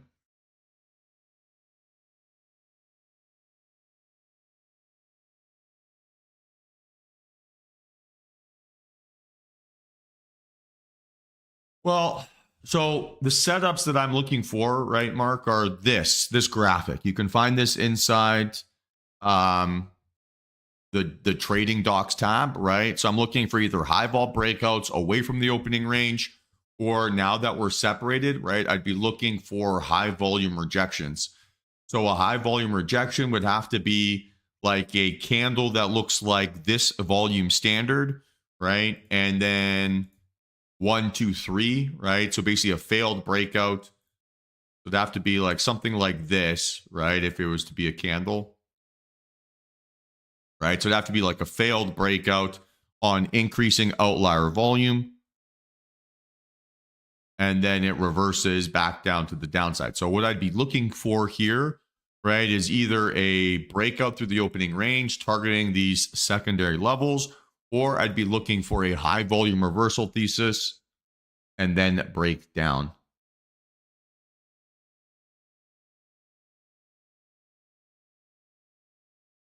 In the Discord, there's a video called like my strategy overview in the start here channel.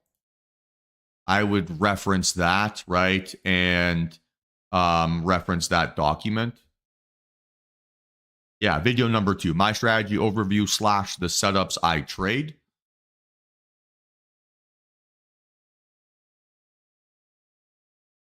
But I'm basically looking for either high volume separations away from the opening range or high volume separations above or below the opening range to get back towards it, right? So failed breakout plus increasing volume pointing back towards the range, right, would be then the setup. So this is a good candle shape, but a bad volume profile. So no active setup. If this was on like increasing outlier volume, then for sure we could have that conversation, but it's not. So no real active looks. I don't see myself placing a further trade here today.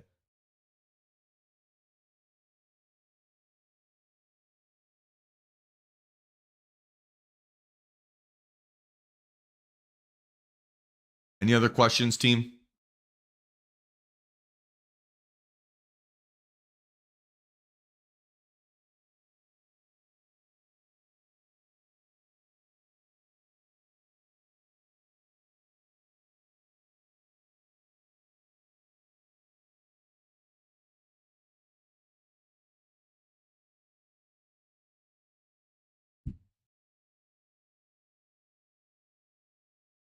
Cheers, man, Jeet. I'm working on it, man. I'm working on it.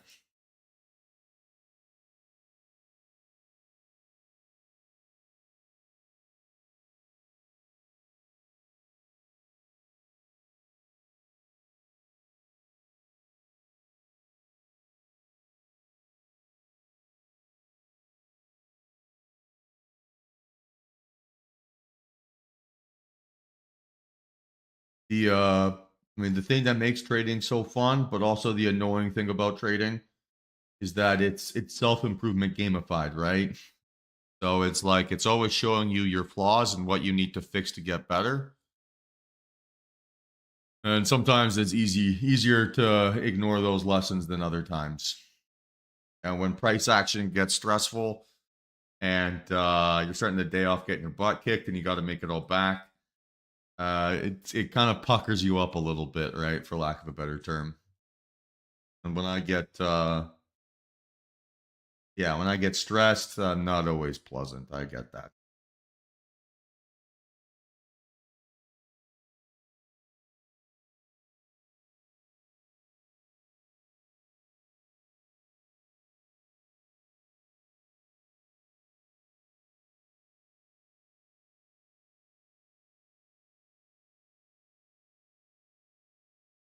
All right, team. Anything else here? Anything else you guys want to go over?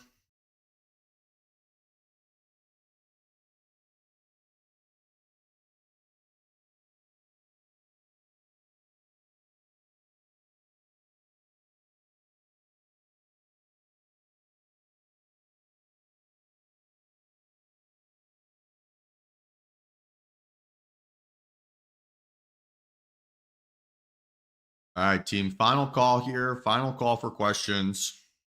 20 minutes later, price action is just at the level we closed at. What a decision.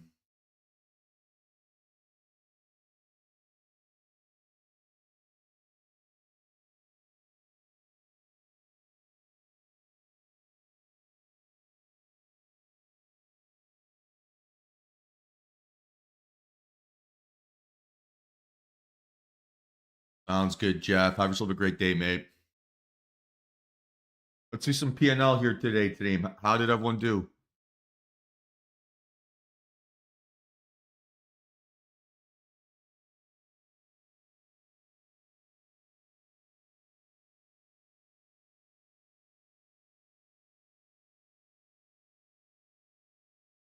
Nice work, Roberto.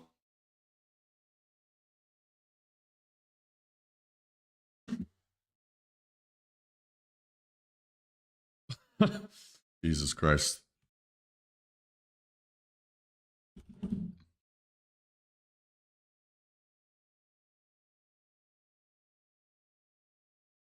So 1474.68. Not a bad day here, team. Just stacking them up.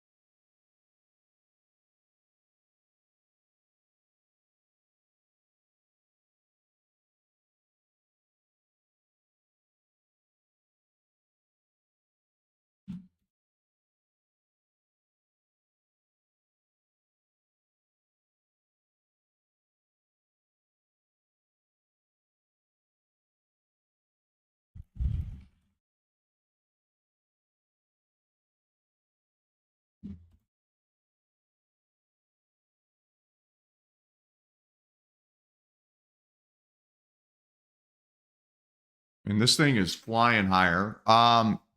Yeah, Mark, you probably should have been sent it already. You can find this journal template for you. But I mean, not hard to make, right? If you want to just make your own. Really, the important thing to note in my journal here, right? Like, I'm not tracking my entry prices or anything along those lines. I'm basically tracking like how I felt or like my emotional state, right? And just like some basic statistics. The other stuff, right? It's not as important because I can find that at any time, but I won't be able to remember basically these little thoughts. So I'm trying to like write down basically the notes I have that I write down for myself during the day. But yeah, you can find this and just make your own copy, right? Save it as your own layout. And you'll be able to use that standard or just copy paste it, right? Whatever you want. But yeah, it is available to you.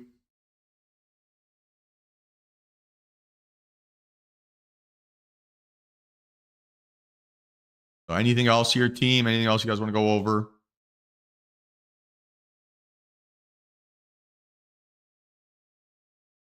Happy to be green. Feels good. Yeah, nice little streak we're on. Nice little return to baseline today. I'm done. I'm not going to place any further trades. So final call, final call, final call.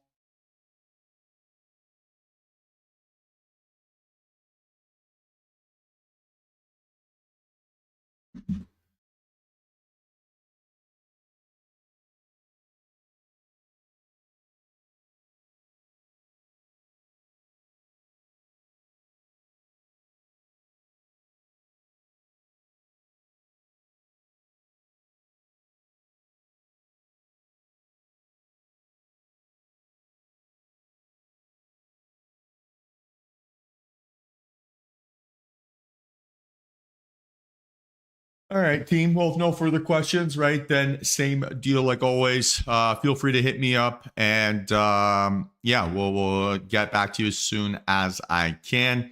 Otherwise, have yourselves a fantastic rest of the afternoon. Catch up with a bunch of you here in our one-on-ones later today. And then, yeah, have yourselves, guys, a fantastic rest of the day, and I'll see you guys tomorrow. Or we'll hopefully keep up this nice little streak, push us to maybe 10 days, right? We're pretty close to that here now. So what is that? 5 days here, 6 days, right? Give or take a pretty good PA. So let's push that to 10 in a row and go from there. But a really good proof of concept day here. Nice little improvement, I think, from a process perspective. Let's keep building it out, keep focusing on those variables, and keep making a little bit of money. So have yourselves a great day, team, and we'll talk soon.